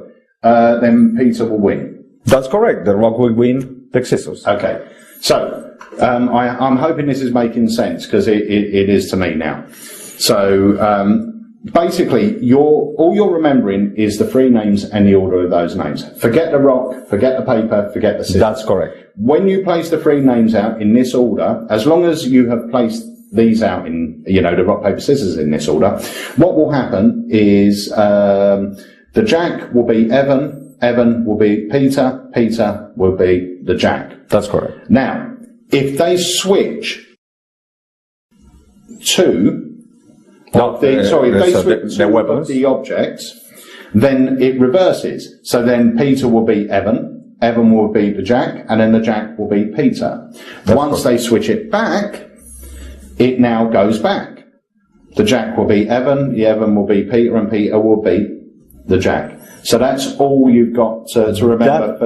It's easy as that. Right, okay, so that's making sense. I hope that's making sense to you guys now. the thing that I'm still confused about is the prediction. As I'm controlling the changes, because I know in the routine on the first phase, I ask them to make one change. Yeah. So I can know that now the names I'm remembering are going the other way. So straight away, for my prediction, I could write something like, Yeah, you can write the original order if you wish. yeah, versus Evan, Jorge win. yeah, Jorge will win. And then I do the same here. Yeah, I can write, E versus P. E wins. That's correct. Yeah. Yes, that's correct. And then P versus J. And that will be P wins. Yes, because it's cyclical. Yeah. So, and then if you left it, this is if we ended up on an even number. So if you changed an even amount of times, this is going to be the outcome. Yes. If you decide, and remember it's up to you, if you decide to end on an odd, then it will be reversed. That's correct. You predict in the reverse order. Okay, that's making perfect sense. That's why I love about this is that you can create the prediction live in front of them. You can just write it, whatever you know. Once you know the names, you just predict it. Yeah. Okay. Other thing you can do, I hope this is not confusing, but you can allow them as they are coming on the stage to choose any weapon. Okay? They can just choose freely. You will remember the order, who gets a rock first, who gets the scissors, and who gets the paper. That's what you need in your mind. The winning order.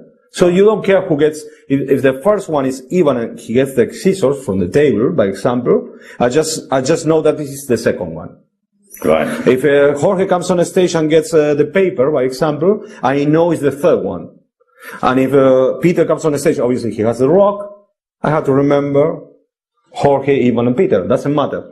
Okay? Makes sense now? It's like if you don't want to do a false shuffle or whatever, you want to go like, oh, feel free, take your initial weapon, I don't care. Yeah, and then you'll place them in the position you want them. Yes. In effect. Yes. Yeah. So that's all making sense to me now. There was another question I wanted to ask. About the chairs changing, for example? Yeah, about the chairs changing. This is adding a layer of confusion. That's it. That's, again, the Spanish school. No? Shuffle, shuffle, shuffle. Yeah. If they sit in different places, keeping the weapon, that's what happens in the performance, you will see. Nothing changes. Right. But from the audience point of view, it's like, okay, maybe he knows where is sitting each one of them. Yeah. Okay, so I say, okay, well, I'm just giving the prediction to this gentleman, you exchange chairs, so I cannot know who is sitting where. Doesn't matter. Yeah. I remember the winning order. That's the only thing I need to know. If you can remember 3 names, you can do this performance anywhere. Yeah. Because it's just writing a prediction and writing in 3 pieces of just got paper. to know what the names are. And the other thing, the one point I wanted to make just about the performance as well was when you had them sitting down. Yes. You were facing away. Yes. And you said, who's fighting who, they told you. But you got them to show the weapon, the weapon before you announced it. For me, I would get them to show the weapon after I announced it, but that's only a small point because I think you get like No, I will go like I usually do as you do, but yesterday, working in second language, you get some kind of law. You have to be thinking, remembering 3 names in different language But I usually do that. I say, who would like you to fight who? He says 2 names, for example, Evans against Jorge. So I say, all right, I feel that Ivan will win. And now show, and you're going to get the round of applause there. Yeah, because the move they do when they show is like calling for an applause. It's like, this is the applause moment. So and there's a lovely line by Andy Nyman as well, because you're facing away. He says, I think, he doesn't say this, but this is the line. He'll say something like, I think Evan would beat Peter, if I'm right, let me hear it. And then straight away they're all going like that. So that's a good line. It's a great that will work. But it fooled us.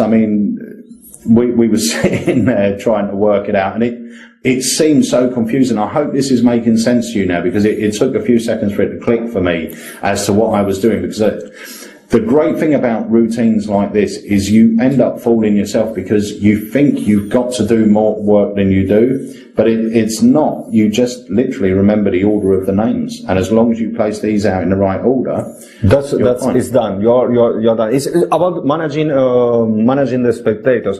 Obviously, you will have the PDF. So there's a PDF and you have a DVD. perfect example with the arrow things and that things on the Brilliant. DVD. So if you have any doubt, but it's remember, believe me, Yeah. 3 names in the winning order. Yeah, Each change reverse the order. perfect. Just So that. If my weird bit of explanation didn't teach you it, check out the PDF because I know it's written up really well It's there. perfectly clear there, and you have example with names, and you can follow it along. Yeah. But I think it's It's a phenomenal routine. As a chair test, pardon the pun, it rocked. It was really good. believe me, plays big only with 3 pieces of paper. Yeah. 4 maybe because you are doing the prediction. And it's another pack small, plays big type effect. And actually, I just want to make that point as well, because we're going to wrap up on this one now. But one of the things that I really liked is when we picked you up and everything, your case for your show. Yeah, it was like, you have seen it, it's like a, tiny, and you go out and you perform a whole evening show. yeah, I can say that you can build almost what you have seen here with the deck of cards, with the Ryman's stuff, you know, it's it's just like that. So that's the rock, paper, scissors, and I really hope you enjoy it, and please give it a try because it's amazing. I just want to point out 2 of the really deceptive factors of this routine. The fact that you're having them switch weapons, and the fact that they can actually switch chairs as well, is very, very strong, and it adds to the deception. The other thing which is great, and it happens a lot within magic and mentalism, is when people misremember or people believe you're doing something that you're not actually doing. Now, when Jorge is performing this effect, you truly get the sense that he knows what weapons they've got. So somehow he's keeping track of weapons and switches and chairs and everything else, but he's not. So the real key fact to this as well is that your audience will believe that not only are you telling them who's won, but by telling them who's won, you also know what weapon they are holding. So use that to your sort of benefit as well, because that's a really strong part of the routine, and you're not remembering anything apart from the names and the sequence. Just the names, and remember, this can be played as a psychological game because people are making decisions, and you may be influencing them in some way too. So I know who has this weapon because I know this guy wants to win, this guy, or whatever. Yeah. So that's it. That is rock, paper, scissors. Right, so now we're going to get on to the explanation for the effect called phobia. Yes, there it is. Okay, what you need for this effect is a bunch of blank cards. Now they are written, but on them I just I just wrote some, or the spectators write some fears they have, like the water vertigo we have seen on the performance, alright? There is going to be one blank card. This is going to be for the spectator that's coming to help me on the stage. And this blank card really has a magnet inside it. It's just a thick card. So it's two cards, magnet in the middle. Stick together. That's it, alright? Yeah. Now for explanation purposes, we are going to use this one. It's already written. Which is the one that was done in the show. Yes, so we will do this. So everybody can follow. This is a different one that says snakes, alright? And also, in the money, it's going to be one bill with that one magnet, just a stick right on there. Okay. All right? It's just only just a bit of just tape. Yeah, sellotape. Okay. So this is going to be inside the envelope with all of this. This go like this, and you have to know where the magnet is. All right. Yeah. You have to. You can just can try that before starting the experience where the magnet it will be. Let me check it to make sure you've got the right polarity. Yeah. So I know it's almost to the end of there. Yeah. This will help me later where I have to throw the envelope. Yeah. How I will do this? This way. I will just align it here. Then I will drop it. Yeah. Okay. And then luckily I will catch it, okay, in a moment. I just drop it for now. So, the spectator writes his fear. And basically he puts it on top. You have a great idea for this. Yeah, I mean, basically all it is because you have now created what we call a fit card. It's very easy to locate in a packet of normal thickness cards. So once you get them to write their phobia on the card, instead of just getting them to put it on top, putting the cards down, and then doing your still, where there shouldn't be, but there could be some heat on the top card, because that's where they know their phobia is.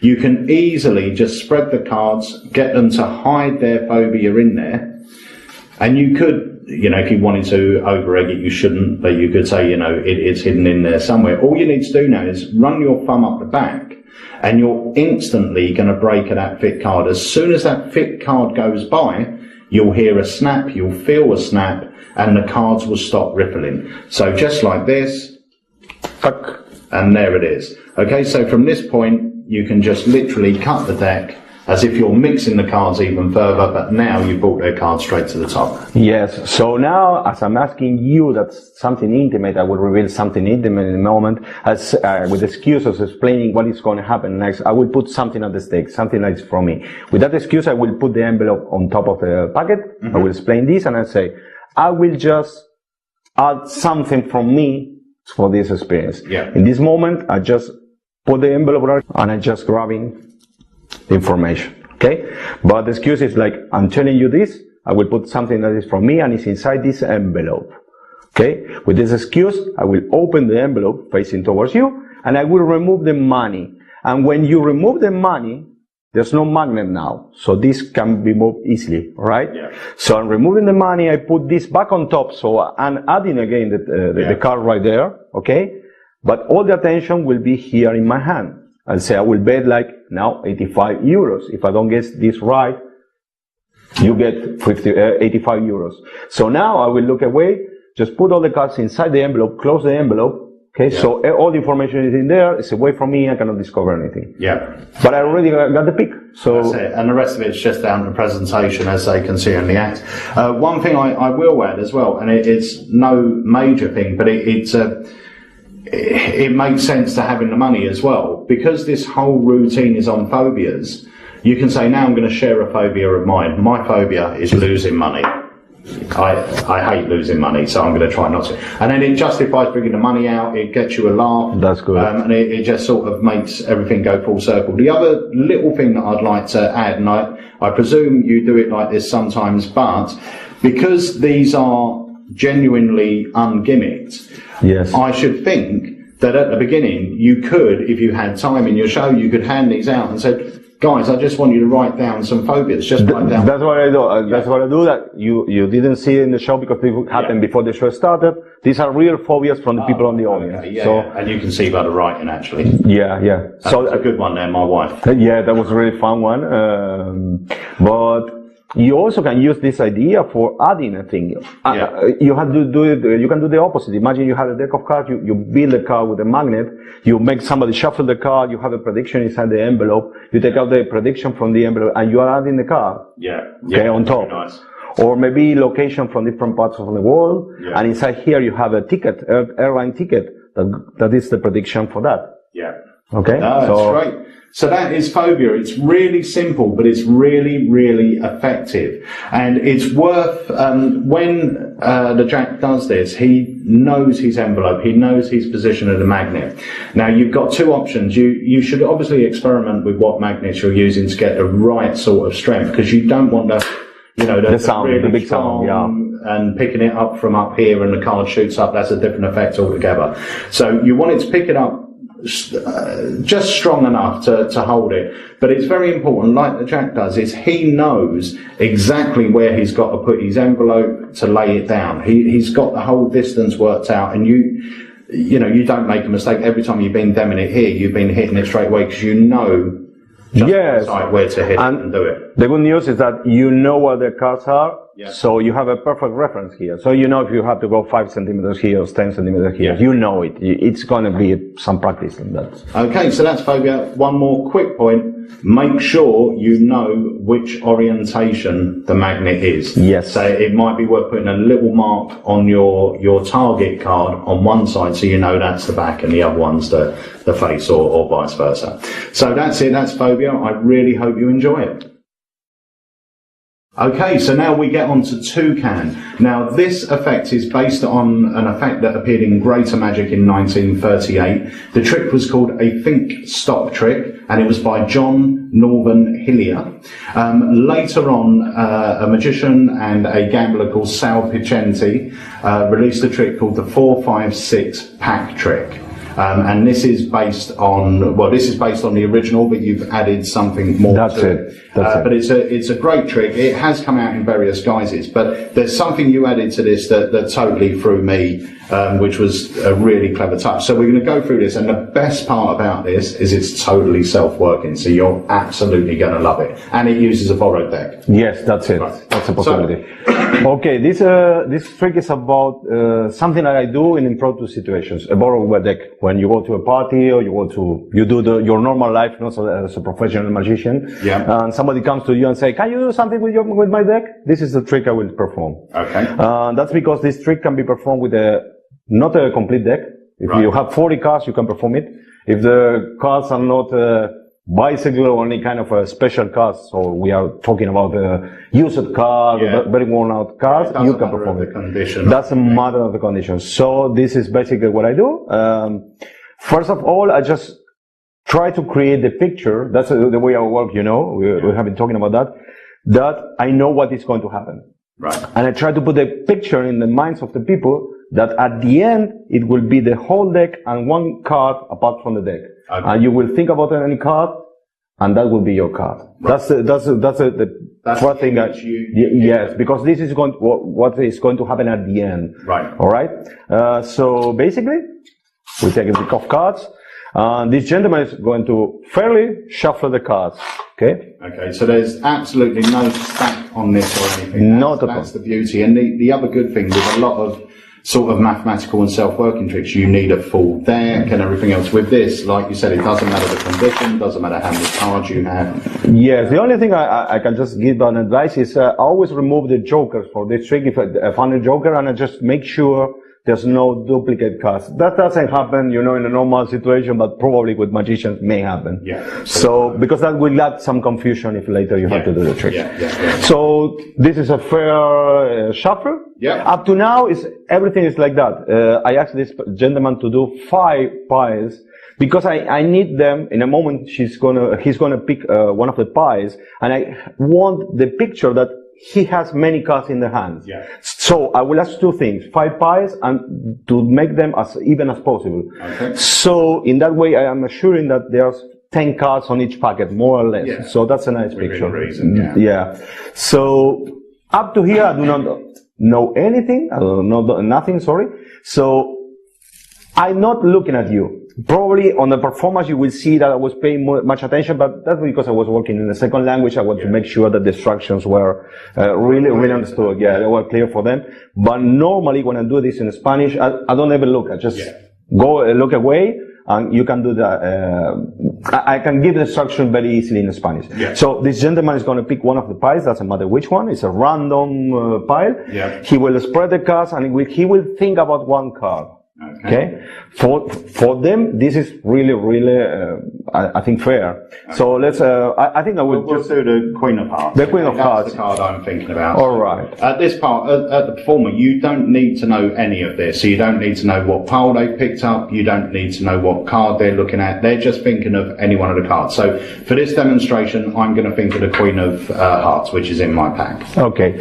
So from now on, I would just add some kind of a Spanish style card magic. So this is not necessary, but I want just to put in the minds of the audience that you shuffle again because maybe somebody looked where you were looking at. Yeah. So shuffle. I just trying to plant the idea that there was many shuffles doing this. Yeah. This will build the impossibility at the end, you know. So and now this also allows me to justify the next move. So now I can tell you that you don't even know where your card is. That's right. So I need a next instruction. In a moment, you're going to start dealing the cards face up on the table, one by one. And I will never say the word count. I will always say, while you're doing that, you will think 1, 2, 3, 4, 5. When you see your card, remember that random number, but then you continue until the end. This is very, very important for me because I don't want nobody to remember the word count. Okay, that's very important for me. So here is going to happen the only move I have to do in this trick. The only technique. Yeah. I have to have a glimpse of the first card. That will be my key card. That's the only information that we have from now on. So can you do just one, just for the explanation purposes, the first one? Yeah. I just want to say as well, that's a really good point, because what the Jack's saying there, I know it's very clear, but instead of saying I want you to count them one at a time, oh, there's my card, but instead of saying I want you to count them one at a time, like this, he says, I want you to deal them out. And as you do, I want you to think 1, 2. So you're not saying count, you're saying think. But I'm going to lose my card somewhere, so it's not the top card, okay? So actually I'm going to put it somewhere because I've just shuffled it back to the top. Oh, you're good at it. You're very good at it. Yeah. So I'm going to put it back in it. So now back to the trick. So like the Jack said, all he needs to do is glimpse the top card, and that happens as I'm dealing out. Now, when you perform this, you explain what they're going to do, and as they deal that, you turn round. So you see this. Yes, there's two possibilities. That's one, Yeah. And the other one is I'm looking away when I'm giving the instruction, but I just turn my back, like if I try to guess if this gentleman has understood the instructions very well. Yeah. Sometimes you will be able to see the card right in the air, so that you can just move away immediately. Yeah. So nobody will remember you look at this card. Okay, so this is the only information that the performer needs, you need as the performer, but the spectator is going to do this. Yes. So for now, let me explain it, because to make things very clear, in my mind, it will be 2 of hearts. This gentleman is thinking Queen of Hearts. Yeah. I'm thinking 2 of hearts. That's all you care about. Yes. I don't care about anything else. I'll turn around, so you start doing the... So in my mind, I'm going 1, 2, 3, 4, 5, 6, 7, 8, 9. So I remember 9. So I remember 9. As the spectator, I have generated a random number which is 9. Yes. Okay? But So you've now, got no idea. 9 Queen of Hearts. I'm thinking just 2 of Hearts. Yeah. So the next instruction is we have to complete the deck. I'm not looking at you, obviously. Now put this packet face down. Complete the deck as you wish. They cannot shuffle, obviously. No. They can complete it anyway. Yeah. I'll turn around and I will add some more ideas of confusion, shuffling and things. So I say, maybe somebody in the room knows where the card may be because they saw you completing the deck. Yeah. And you know where the card might be. So to do things fair for everybody, just cut and complete. And you can just cut and complete as many times as you wish, because this won't destroy the order of the cards. Yeah. So the situation right now is that I have a key card, that's the 2 of hearts, and the 2 of hearts, for me, can be the chosen card. That could be a possibility because it was the first one. Yeah. It happened before, but it's the Queen of Hearts. But I know that any card below the 2 of hearts is going to be your card. Yeah. That's what I know, all right? Yeah. So now, I will start fulfilling my promise. I say, you are thinking about the card, there's the full deck, I promise you I will remove one card and will put it away. Yeah. So I will do that. Yeah. That's what I promised. But really, what I'm doing is I need to find the 2 of hearts. That's what I'm doing right here, okay? Yeah. So here's the 2 of hearts. So the information that I know is that your card is under the 2 of hearts. It's one of these cards. I don't know which one. Yeah. Sometimes it might happen that the 2 of hearts appears here because you were cutting. Yeah. If I see that situation, I just do as normally do. I just do this. I just cut and complete again, and I just move the 2 of hearts in the middle of the deck. Okay. Why? Because as you have 10 cards here, probably, or 12 cards, I want to make sure that the card is under. And it's not starting again at the top. Yeah, because of what is going to happen later. Okay? So what I do is write this, blah, blah, blah, blah, blah, blah, blah, blah. I found the the 2 of hearts. Yeah. Here, the normal trick, the one from the greater magic ends. You used to cut, and now the card is going to be on the position you are thinking of. Right. That's right. But what I added to this trick is like, now I ask a surprise question. Yeah. As I'm this way, when I reach the 2 of hearts, I just say to someone in the first row, you gentlemen, can you tell me any card?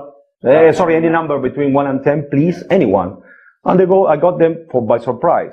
So we say 4. Well, they say 4. What I do is I add 4 extra cards on top of the 2 of hearts. Yeah, I can't remember what number my card was at. Oh, all right. It was 9. It was number 9. Okay. It was number. So 1, 2, 3, and 4. Yeah. That's clear? Yep. So I add 4. And I will add an extra card, and I will explain why. Right. So if he says 4, I will add 5. If he says 7, I will add 8. Okay? Okay. So for now, it's just 1, 2, 3, 4, and an extra card, and I cut and I complete. I go like this, I go like this, and I go like this. So this is what I promised. Yeah. You are thinking about the card? Image, Yeah, this is the image. All right? But I cannot show this card. Obviously, it's not the card. I need to get the information from you, which position is your card. And I will use that trick for that, especially a trick for that. So, how I get rid of this card? I do just this because I need to create again the picture I put in the mind of the spectator. So I will say, this is the easy solution for me, the easy ending. Yeah. But there's a hard one. No matter what you answer, I will go for the hard one. Yeah. If you say, it's, okay, let's go for the easy, I will say, no, I'm a professional, I have to work hard, so tonight I will do it the hard way, right? Yeah. That would be the excuse. So the only thing I need to do is just to get rid of this card. I will do a tilt move, okay? But it shouldn't be so technical, all right? Yeah. I need to put this card really, really very below in the deck. Yeah. Why? Because if I put it here, I can affect the position of your card. Yeah. So I make sure that it goes way down. So if you see it from there, obviously, you cannot see it. Yeah. Where exactly I put it. Obviously, if you're the spectator, I'm right this way. Yeah. Yeah. Okay? So I do this, and I do this.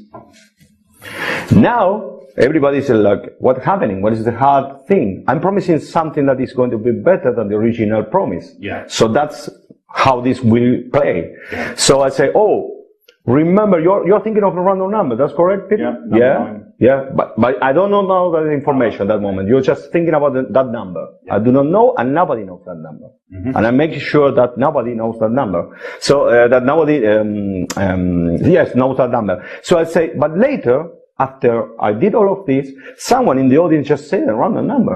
And what was the number? Number 4. Can you add number 4 to that random number you have in your mind? Yeah. You say, you're thinking of 13. So in that moment, I say, okay, can you give me the result? You tell me 13. So I do like this kind of joke, like I say, okay, so you were thinking of number 9. Yeah. Oh, yeah, that's mentalism, ladies and gentlemen. Yeah. Now I get serious again, and I will go here. So now I can count 1, 2, 3, 4, 5, 6, 7, 8, 9, 10, 11, 12, 13. And look at this. It's again the same picture I promised, but this now is better because this it's a random position. It's a card at any number in some way. Yeah, of course. So name your card. Queen of Hearts. And this is the Queen of Hearts. That's great. It's really neat for a trick that's so easy to do. It's so hands-off from your perspective, and it seems really impossible. And the addition of adding that second number really does throw you. Even a magician, it will throw the people in the know. It just seems so random. But there's one thing that I just want to clarify, and that is, let's say the key card was the Queen of Hearts. There is going to be a situation where, so they're thinking of one of these cards. So when you run through, you're going to look for the key card, add your cards on top, and then cut. Yes. But there is going to be a situation, because they cut, maybe they cut all the cards apart from the key card. So you turn over here and you're just looking straight at your key card. And what the Jack's saying is now he will recut this into the middle. He doesn't want the cards, even though it's a cyclical, i.e. if it's not on the bottom, it's going to be on the top. He doesn't want to be in that position. okay, because you're going to add cards on top of it. So cut it back into the middle as if you're resetting yourself and do it again. So that was the only point. I thought the rest of it was really, really clear. And that, my friends, is Toucan. Right, the next thing you're going to learn is the blindfold act, which is based on Al Quran's miracle blindfold act. But it was taught to you by your mentor. Yes, Daniel Selma taught me, and it has some differences with the original act, but this is based on that. That's right. So it's based on Al Quran's, but there are changes and differences. And yes, and I want to honor him just performing yesterday. Yeah. I did also some changes to my mentor's original act because to fit my character. But basically, what you are going to learn right now is what you saw. Okay, and once again, this is great because it's a card trick, but it's playing big. You could do it on stage, you could do it parlour. So if you're out and about at a party and people wanted you to do something, it's a great thing to get the audience involved. And this one really does, because it's one of those card tricks where it's not a personal one-on-one thing because you're blindfolded. It is a theatrical piece. Yes, not just a card trick. So, okay, tell us what we need. Okay, we need a blindfold or any kind of handkerchief because you are going to be really blindfolded. So you don't need any special blindfold. Okay? So if you've seen the performance, you have seen me doing mistakes on the table because I cannot see for real. Also, you will need 5 cards that you will remember. You will remove from your packet of cards 5 cards that you will remember. Here, I always use the first 5 mnemonicas, first card from the mnemonica from Juan Tamariz, alright? This is the one I can't remember, but you can use any 5 cards you will remember. This is really, really important. Your phone number or whatever, just 5 cards do you memorize? Yes, that's a thing. These cards are going to be in your jacket's pocket, facing towards your body, alright? Yeah. So we will put this way, but remember, these are on my pocket, my right pocket facing towards me. Yep. Then you will use one gimmick card. One gimmick card that you have to build by yourself. Right now on the performance, I use the 8 of hearts, and this is a thick card. Yeah. So basically, these are 2 cards glued together. Yeah. All right. So you can use the Pritt stick. Pritt stick. Yeah. Yeah, and just put one card on top of the other. Yeah. Glue them together. Let it dry for 20 minutes. Yeah, Pritt stick's usually pretty good because it goes pretty solid as well when it's between 2 cards.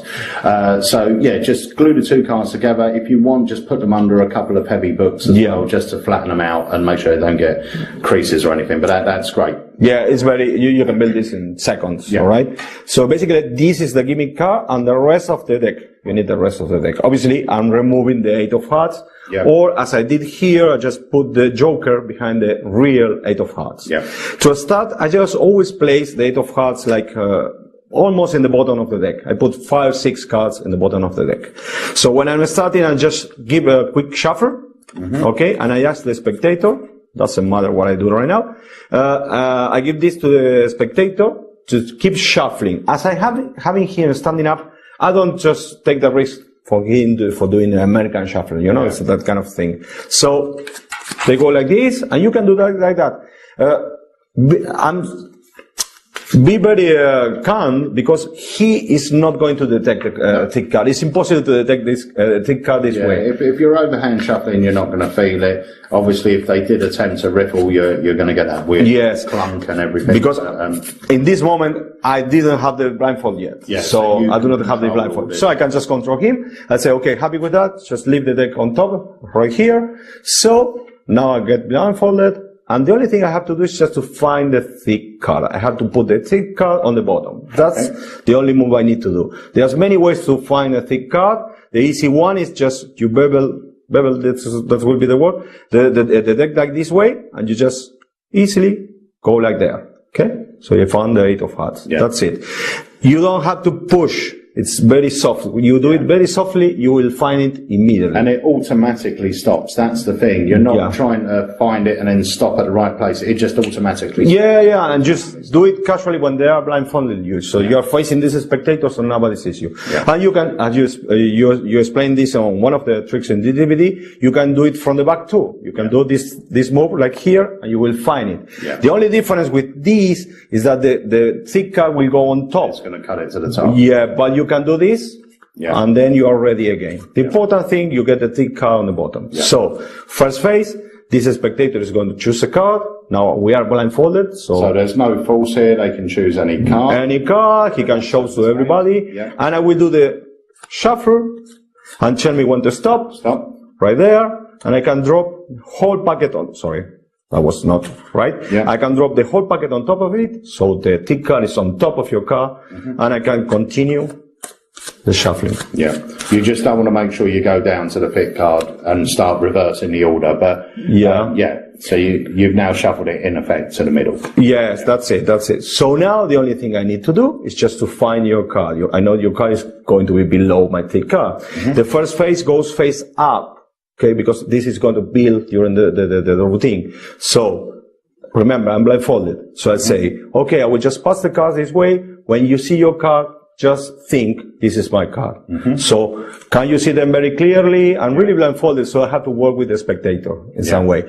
In a moment, you are going to feel the thick card. It's very easy. It's like a wooden. It's very hard. So when I find it, I continue a couple of cards, then I go back. It's like I'm in doubt, you know, it's like a play, not so straight. So when I go here, I cut the deck, and I say, is this your card? Obviously, he will say, yes. Yeah. I knew it. This card goes on top. So now I'm like before, with a thick card on the bottom. So now I repeat the same thing with the spectator to my left. But this time, this is going to happen face down. This time, he just selects the card, think of the card, Stop. exactly the same thing, dropped everything, continue the shuffle. But now it's the same thing. Think about your card. Now I ask to think about the card. No, this is my card because you cannot see it. When I find the thick card, I know that the card is the next one to it. All right. So it's this card. I know this card. So I cut this way. So his card. The thick card to the bottom again. Yeah, and the one on top is your card. Now, just to show a different revelation, while you say to him, this is very Tamariz style, you will say, can you name your card? What was your card? The gentleman names the card. In this case was a six of clubs. He says, six of clubs. Ladies and gentlemen, the six of clubs. So now you give the sensation that you knew the card because he was thinking of the card. Yeah. All right. So for the third phase, what you need to do, you're going to force the thick card. For that, you have to cut the deck in a way that the thick card gets almost 30% from the bottom. Okay. Make sense? A third up. So you double undercut a third from the top. Yeah, that's Not it. double under, swing cut. Swing cut, yeah. That's what I do, but anyway, if you have the thick card right here, in this area of the deck, it's alright. Yeah. Okay? So, now as I cannot see for real, I just ask one spectator, just point to someone in the audience. Okay, that's person that is being pointed at. Please, I will do this with the cards, tell me when to stop. And I can easily stop on the thick card. Yeah. First you demonstrate that, stop, and then you do this. You are forcing the card. Alright? Yeah. Good. So now you can put the cards all together again, and you try to guess the card. Or in this routine, you never get the card correctly. You just go close to it, because you are going to do some extra thing, to add some impossibility to this. So you guess it's an even card, it's a high card, it's a heart or a red card. I'm not sure it's an 8, a 9, or a 10, or it's an 8, a 10, or whatever. And you say, okay, can you tell me which is your card? And he says, the 8 of hearts. Okay, I'm not very happy with that. I will try something more impossible. So you will put the deck inside your pocket. But you will put the deck in a way very close to your body, in a way that you are adding the 5 cards you already know on top. Make sense? Yeah. All right. When you are doing this, your demonstration is about, I will find the card without looking. Yeah. So you put the hand inside your pocket. You already have the hand inside your pocket, and you have to find the thick card. That's easy. You know it's nearly in the bottom of the deck. You know it's thick, and then you remove the card. Let's pretend we are in my pocket right now. Okay, it's here. So you say, okay, ladies and gentlemen, the 8 of hearts. I just found the card. So the next move, you will go, remember, this is all in the pocket. You will put the card on top in your pocket. You will remove all the cards from the pocket, and you cut and complete. You can do that in the pocket if you wish. Yesterday I have a very small pocket, so I couldn't do that. Yeah. But if not, you take a bunch of cards, you put it on the table, and then you are doing the cutting on the table. Yeah. Make sense? All right. Now, it's very important that you play this casually. That's, you're not thinking about that. You say, okay, for the next round, we're going to try something more difficult. So you try to find a third card. And you drop on the table some cards. You never say it's 5 cards. You try not to say it's 5 cards. Yeah. Okay? Just throw some cards on the table. Obviously, on the table, the cards that are on the table right now are the 5 cards I know. Yeah. Right. So for the last phase, I will ask this person that is on my right to take one card without looking at the card and to put it inside the box. So he proceeds like that. Nobody knows the identity of that card. Yeah. The only thing I know is that it's one of these 5. Yeah. This gentleman is going to take one card. This is freely chosen. He will drop the card here. He will shuffle them. All right. And now there's this beautiful moment, at least for me, that this person is going to name the cards one by one, and this person is going to think, oh, that's my card. Don't say anything aloud. You will just think. If you remember the 5 cards, there's one card that doesn't belong to this group. Yeah. So when I hear that card, I know which card he's thinking of. Yeah. Okay? So it makes sense right now. So Yeah. here in this packet, the card that doesn't match the mnemonica, at least the 5 first cards of the mnemonica, is the Queen of Hearts. Yeah. All right? So once she names the Queen of Hearts, he names the Queen of Hearts, I know that's a card. I always make her repeat or him repeat the card because now I need to know something else. To know this card, I had to know which one of the mnemonica cards is missing. Yeah. So I hear again, I remember King of Hearts. Now I have to just remember which is missing. Right now it's the 7 of diamonds. So I do this revelation, I remove the blindfold, I collect the cards, put them away, and I say now everybody's in the same situation as me. Yeah. Nobody knows which card is here, nobody can see that card, not even me, not even you. I concentrate on that, and obviously I reveal the 7 of diamonds. When they open the box, 7 of diamonds. Yeah, that's great. That is really nice. For something so simple, it's just so strong, and the multi-layers just add to the deception all the time, you know? It's very, very nice. Very Yes, nice. yes, it's really great routine. And I love the fact that it's done blindfolded, because that always adds drama and theatrics to the routine. A little tip, if you are going to use a see-through blindfold just for security, remember you're wearing a blindfold. The great thing about wearing a real blindfold is you don't know where, and if there's nothing worse than seeing someone that says, I'm blind, I can't see anything, actually let me just get it out of your pocket. Yeah. And you know, they start pointing at people and grabbing things, and you're thinking, but you're not supposed to be able to see. So if you can do it with a true blindfold on, it just looks so real. Yes, absolutely. And you behave like you're supposed to behave. Yeah. And if you're using a blindfold that you can see, you know, you close your eyes. Yeah. And you Yeah, just and act. play it and act. Yeah. And you can open your eyes if you need to for Yeah. something. Yeah, just but detect stuff. it's with a third card really helps if you cannot see. Yeah. You will feel better Yeah. trying to find it because you are tempted to see. Yeah. So if you are really blindfolded, you will feel the thick card immediately. It's easier. Yeah. That's great. And that is the blindfold act. Right, this is one of my favourite routines on this DVD. It's called Mind Track, and I think it is just genius. It's, in effect, it's a reveal.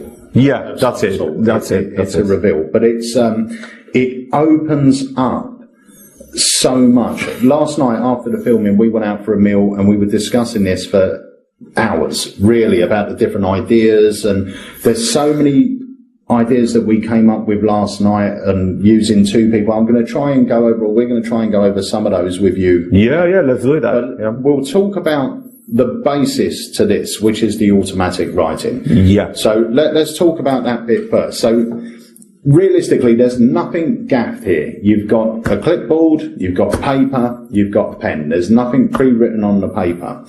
But there's this really clever thing that happens, and we'll show you now. So we'll demonstrate it. All right. Basically, what we need for this spectator to do, the one we are going to use, is just to make a sketch without thinking about anything. Yeah. So automatic writing is perfect excuse for that. Yeah. So we teach them not to grab the pen this way because he will try to draw something. Yeah. But if they hold the pen this way, it makes sense that when he puts this in the center and he's not thinking about anything, you have seen the details on the presentation, he starts moving around, he will do a sketch.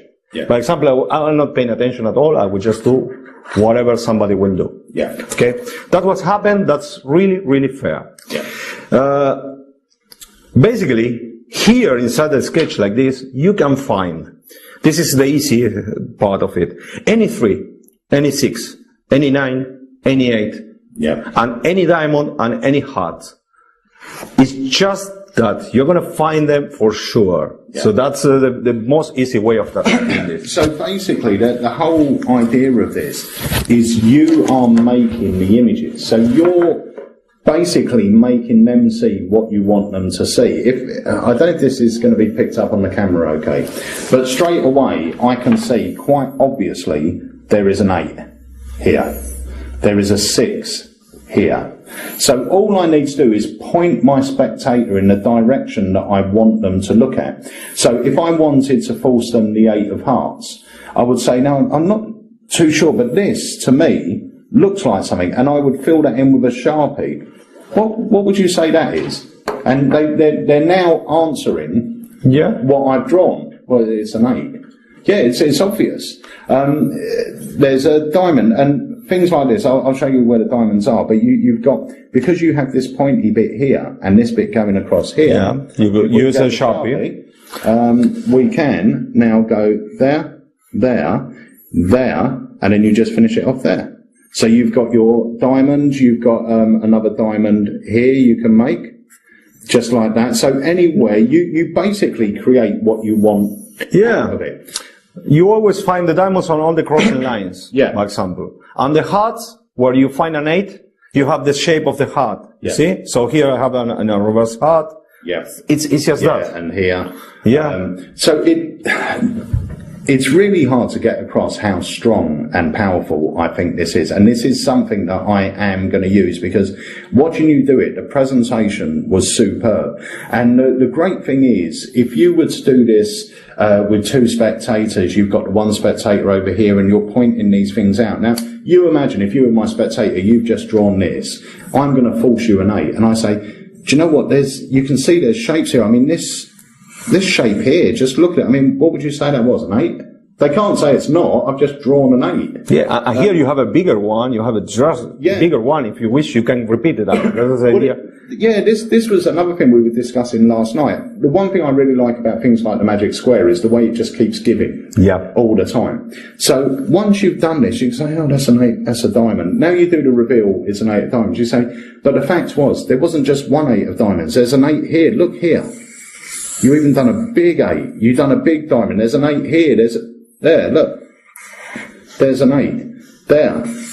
And all this information is really coming from the spectator's mind, because he did the drawing. He did it without thinking. That's, I think, the stronger part of all. And the other thing I really like about effects like this, and it's something that anyone that knows me and the mentalism I've done and released in the past, is I like to try and make the spectator feel like the star. Yeah. The spectator is the one that's achieved it. I haven't done this. They've done this. So what we're going to do now, this is basically how it works. Yes. They draw it, you just spot it, and you direct them where you want them to look. So now we're going to talk about different ways to force a card. I mean, one of the ones you force all the time is the 2 of diamonds, because the 2 comes up a lot. You said 8 of diamonds, 8 of hearts, 6s. Yes. So anything with curves, really. Yeah. 9, 6, 8, 3. Yeah. That's the easiest one you can find. So with the presentation, your presentation was all about memorizing the deck and the subconscious mind, which is a presentation I've used quite a few times, about how just by looking at something, your subconscious takes in all the information, and it drip feeds your conscious whatever it believes you need to know. And realistically, if your spectator was to think of that, that makes logical sense. You've seen it, so why haven't you remembered exactly everything? That's it. So the basic presentation is this. if we had, let's say we're going to force the 2. Now, I will say, in your performance, you used the Monte Cristo deck. Yes, Which because is a marketed item, so we won't go into how it works. But that's what the deck. Yeah, and the nice thing about the Monte Cristo is it's very clean. It's the actual selection procedure and everything is very clean. If you can't find a Monte Cristo, because they are very hard to find, there is a deck put out by Chris Kenworthy called the Mastermind deck, which is the same thing. Yeah, it's the same effect. Yes, that's correct. But if you wanted to do this on the fly, the thing that I like about this is I could be anywhere, just get a deck of cards, any deck of cards, grab a piece of paper and a pen. That's it. And it's a great performance piece. Yes. So I loved your presentation about the memory thing and the unconscious mind. Yeah, so if you imagine... I spread the deck of cards out and say, do you believe that you could memorise this deck of cards in 10 seconds?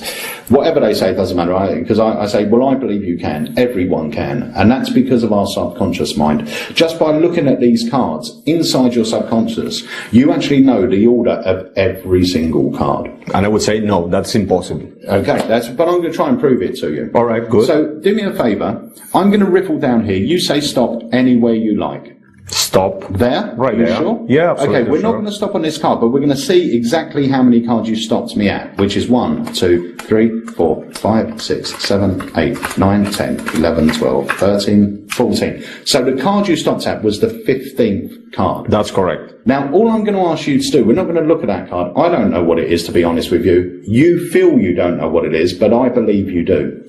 In your mind, I just want you to think and concentrate on the number 15. That's it. Correct. Just concentrate on 15 and let your hands do the blah, blah, blah. Now, I know what this card is because I've just forced it on you. Yeah. So now, all I need to do is go, well, let's have a look. This is really interesting. I can see that looks like a 2 to me. Does that look like a 2? You know, what does that look like? And then we've got a 2 of diamonds. Turn it over. And that's a 2 of diamonds. 2 of diamonds. And that was a standard riffle. Just that. It's easy as that, and it opens so many possibilities for revelation, for any kind of revelations. By example, you can find letters here. Yeah. You can force a number if you need to force a number. By example, imagine you want to do a book test. Yeah. So you have a spectator doing this sketch, and then you need a page 64 or 65, and you can see that number there. Yeah. Someone is holding a book right there. Look to the page 65. Remember one word. Blah blah blah blah blah. Or if I get information from you as mentalist, center tier or whatever, you can draw, and I can find the letters of the name here, or some of the letters, so you can do reading. That's the great thing. You're manipulating the drawing. That's it. To fit in with what you want. Yes, that's correct. And it's good for any card and any number. By example, two spectators drawing, one draws a card and the other one can draw a number. Yeah. Okay. You find a number and you find a card, that would mean, and then we just count to that card, and if we have maybe a deck that all the cards are the same one, or we are using the mastermind deck. You can use a one-way deck, you can use a halfway deck, you can use marked decks. There's so many ways you can go with this. I mean, personally, for me, this would be a great impromptu piece, because this to me feels like if someone just said, can you show me something, this is the type of trick that I could do to a whole group of people with nothing more than a piece of paper. Yes, and I'll tell you this, a great friend of mine, Francisco Nardis, not a relative of you, used to do this in a restaurant. Right. With the napkins and a pen and a Sharpie, and he goes there with a deck of cards, he'd say, okay, let's try this thing, and this trick is really strong for the audience point of view, because it's in their mind, they know that, okay, I draw this, and the information is right here. Yeah. It's really, really strong. Yeah, I always love tricks like that, because it's in their mind, and it's very plausible. They can believe what you're saying, because they've done it. You haven't done anything. You haven't drawn it. They've drawn it. Yes. You haven't chose the number of the card. They've chose it, so it's great. But that's really it, but it's, you can expand it so much. Play with the principle, because you are going to absolutely love it. And I guarantee you'll be doing it all the time. It's a perfect piece of impromptu mind manipulation. So that is Mind Track. Yes, that is. So one of the classics of magic, especially sort of spooky, bizarre type magics, the haunted key, and it's become a favourite with a lot of magicians and mentalists throughout the world for many, many years. Not many people still do it today. Not at all. Yes, No, sure. there's a few top names that do it, and they get killer reactions from it. And you got a great reaction yesterday. Anyone that hasn't seen the haunted key before, it's so magical. Thank you It's very so magical. And all you need to do it is a key. That's right. That's it. You just need a key. There are specifics about the key, because you do have to try some out, because it's all to do with the way the key's weighted as well. It's not a trick key. No, not at all. But they are weighted in such a way that they'll speak. Yes. It's a regular key, but the way the key's made is weighted. So you can just have a look through your old keys to see if one will actually do it and do it well. So basically, if you run us through, we're not going to, well, we will. We'll teach you the whole thing. But just show us quickly what the key does and how it does it, rather than, don't go into the subtleties, just show it spinning on your hand. Right. Okay. I just place the key here, and then I try obviously not to open the hand, not too much, but I will try just to make it. See, straight away I can see that moving now. Yeah. So basically, you'll see this on camera anyway, but the key itself is starting to move. Okay, but I can't see any movement on the hand. Now, when you see someone do this, when they first start doing it, they literally just tip their hand down and the key spins over. But you can get so much control out of these keys by holding your hand still, and the jack's going to actually tell you how you control it and how you can do it with such small movement. So, we'll go through it. Tell us exactly where you're placing it. Now, bearing in mind, depending what key you get yourself, your placement might be slightly different, because this is quite a long key. Yes, I always search on. I just bought this one in a flea market. That's, I think, the perfect place. You have many keys, and you just try it and just that. Yeah. I use a long one because it looks better. Yeah. And the secret, the idea I got is that I have this. Everybody has this line on the hand. Yeah. So I will place the key just before the valley that is created by your line. So it's underneath. Okay, so basically what I need to do, I will do it very quickly right now, is just to make the key fall inside that valley that's created. Right. Yeah, clever. So that's the way the key will just roll inside there. Yeah. So that's how I can control it. When it's going that way, and when the key is right here, I can control the key not to fall too fast. Yeah. Because it's inside the line. So it's inside this body I have created.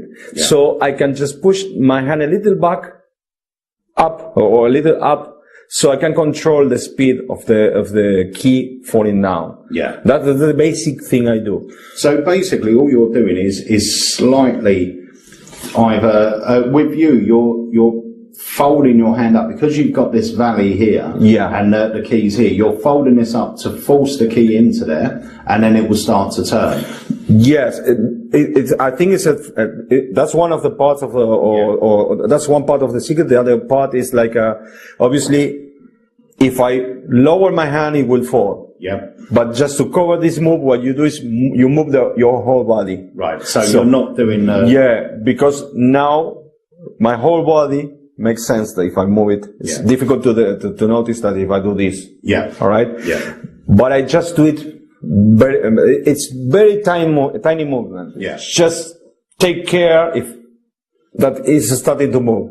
It will finally fall inside this valley. Yeah. It will finally fall in there. And the third thing you have to do is just think that you can move the key. This is in the old books. Yeah. It seems unbelievable, but this is one of the secrets of this. If you really think about the key moving, you will start moving these muscles of the hand. Yeah. I promise you, if you practice this, you start doing like, okay, I need to move the key, I need to move the key, I need to move the key. Your hand will start doing a vibration, and this will help the key to fall in here. Yeah. So combining these three things, you can get a real good control, and you don't need to just have the hand this way and to open the hand, or just curve the hand.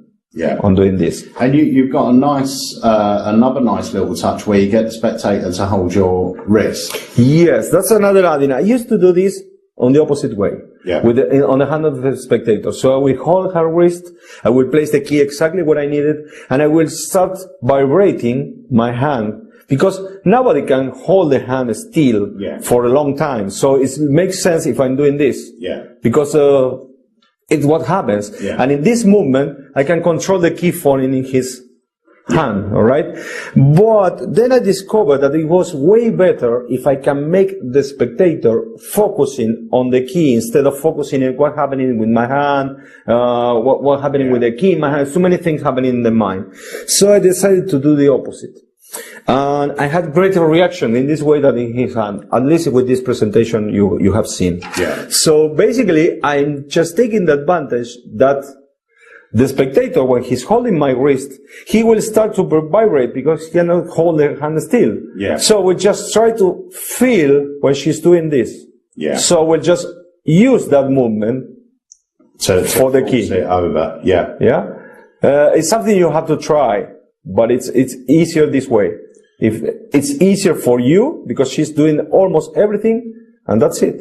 Well, the beauty of this routine, even though it's a totally self-working, simple routine, it does take practice. Because like I said, when people first start doing it, they literally just tilt their hand down, or you can't really control it. And you really want it to be so subtle. There should be no visible movement in your hand. The only movement should be the key, not your hand. But there was another very important part of this routine, which was, in effect, it's a sort of dual reality moment. Yes, it is. With the spectator up on stage. And I know, and this is one of the things that I do feel was very lost in translation with you performing it. Oh, yes. Because when you perform this effect, you evoke emotions and deep emotions in your spectator. Now, because to evoke deep emotions in people, to get people thinking about certain things, to get people to think about emotions, whether it's happiness, sadness, anger, whatever it is, you have to use specific words. That's correct. And if the standard thing for us, if you had just witnessed the tragedy, my instinct as a human would be to avoid mentioning it. But it would be very easy for me to make you upset or sad just by mentioning it in such a way. And it's always the words you use.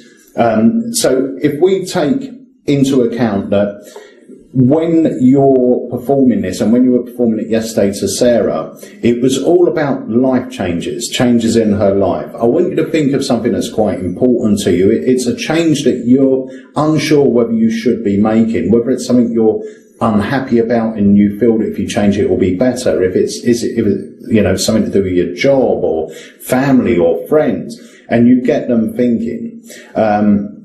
And then obviously once you tell your story and the key turns over, she will already feel emotional because you've got her to remember that thing. And I'm not saying you should ever get people to think of tragedy. No. I was That's using not that as an example of using the correct words. But she is now thinking of a decision she needs to make. Yes. She's now watching the key, and with your story about change in my life, because that's the way I build trust with this person. I make her feel like, okay, if he's sharing this, I can think of a real thing for myself. And he's promising he will never reveal it. So I can trust this gentleman. But I'm obtaining what I need. She gets emotional. She gets emotional, which is great. When they see the key move, it's magical anyway, but combined with that emotion. That's the idea. It gets stronger. Because she now says, okay, this is a magical moment because I know the answer for my problem or what is in my life, what's happening in my life. Now I know I have the answer. And this is a great metaphor because this can open a door and this can unlock some things, can unlock or solve one of your problems. I just try to push that metaphor in their mind. And you know what? The other thing is as well, and it's sort of a standard psychology thing, but if people have got a question, if my question was, should I leave my job? I know the answer. If I'm asking that question, I know the answer. So what that's doing is confirming to me what I want to hear. Sometimes you just ask 20 people the same question just because you want to hear the answer you want to hear. Yes. And that key is going to give them that answer. So it's real. Yeah. In the moment you are realizing, okay, yes, I know what I have to do. Yeah, I know what I have to do, and that's made me feel good because it agrees. But you've got this other nice bit, which is this envelope and the prediction. And that was such a nice way to end because it's a very, very strong piece of dual reality. And it worked very well yesterday, whereas you know, you talk about her thing, you're never going to reveal it, open the envelope and read to yourself, not to everyone else, it's not for them, it's for you. Read it, and, you know, she reads it, big smile, gives you a hug, gives you a kiss, and then you send her back. Now, from us sitting in the audience, you have just told her something in there that has touched her. That's what we are seeing. Yeah. We are seeing that you've given her some information that maybe you couldn't have known, something that's very personal, but whatever it was, it's touched her and it's made her very happy. But, in fact, what is written on the first 4 lines is... It says, basically, if you really have experienced a real magical moment, a really beautiful moment, you can thank me right now. Just giving me a hug and an elegant kiss, or a hug and an elegant kiss on the cheek, or something like that. So that's what she reads, that's why she smiles. Yeah. And then she has a lot of information for later, then we go for there. But she reads that, she smiles, and as she's experiencing something that was really nice, elegant, and I was being a gentleman, I fulfilled, I just did my promise. I just never say what you were thinking of. She's happy. Yeah. At least you will get a hug. Yeah. At least you will get that part. Whatever you get from it, even if you get a smile, that's enough. That's enough. I mean, the dual reality will work anyway. Yeah. As long as they read it and you get a smile, that moment tells you that she's read something that has touched her in some way. Yeah. That's what it is. That's what you need. But the rest of the statement, you just use a standard cold reading type. That's it. There's like 10 lines with a standard cold reading about herself and whatever, and I just end with some kind of a phrase that says, you have the key to unlock your own, to solve your own situation. You know what to do. You can end with anything, and you just sign it. So that's it. And it works so well. Like I said, I've seen magicians do the key in the past. I love the key. Not a lot of people do it, but you'll be surprised at the amount of top professionals that still use the key and get fantastic reactions. Sometimes as magicians, especially in this day and age, all we care about is what's new. But it's not about what's new, it's about what's good. You say something, and you always say something, I totally agree, Peter, that it's always about them. And this routine is about them. It's about what they are thinking, their goals, what is their problems, and you are helping me in some way to feel good, to understand that they know the answers, and you have this moment that is really special. So why not to thank the guy that next to you, that helping you having this great moment, you know, making you having this moment. And the reaction was, the reaction yesterday, I mean, obviously it was the first time any of the guys had seen it, so it was a genuine reaction. Yes, it was. And it was great. The reaction was great. And like I said, even if you didn't get the hug, even if you didn't get the kiss, even if you just got a smile, you would know there was something in that letter that touched this person, and that's beautiful. I love that moment. I really love that moment because it's a real moment. Yeah. Even if it's dual reality, it's a real moment. You can feel when the person is holding your wrist.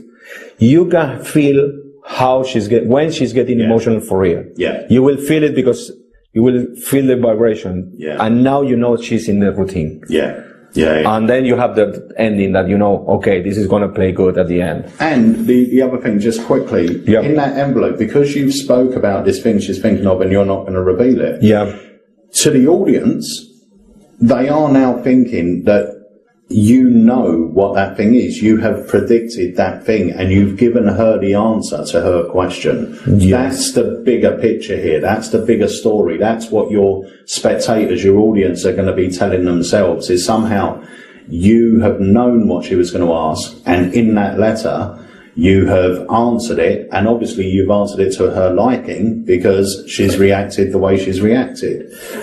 So it's such a powerful, powerful effect, and it's really worth hunting out a haunted key. And you can, like you said, if you go to a flea market, there's loads. Even the place we were filming in yesterday, he had a cabinet full of keys. We were looking at that and say, okay, well, maybe we can use a different one. Yeah. So, but this is the one that you always use, and it fits in very well with your store. and this was bought in Portobello Road. Right. Okay. Okay, so in London, this has a story. I just lie a bit. This is open the door, but really, I bought this one in Portobello Road. Brilliant. So that is the haunted key. So I really hope you enjoyed Meet the Jack, starring my good friend Jorge Garcia. Jorge, thank you so much for joining us, and I hope this is the first release of many with Alakazam Magic. So guys, I hope you get to perform some of these routines. I hope you love them as much as we do. And remember to check out more of the Jack's products, because he has got some phenomenal routines out there. So until next time, thanks for joining us at Alakazam Magic. I'm Peter Nardi. See you next time.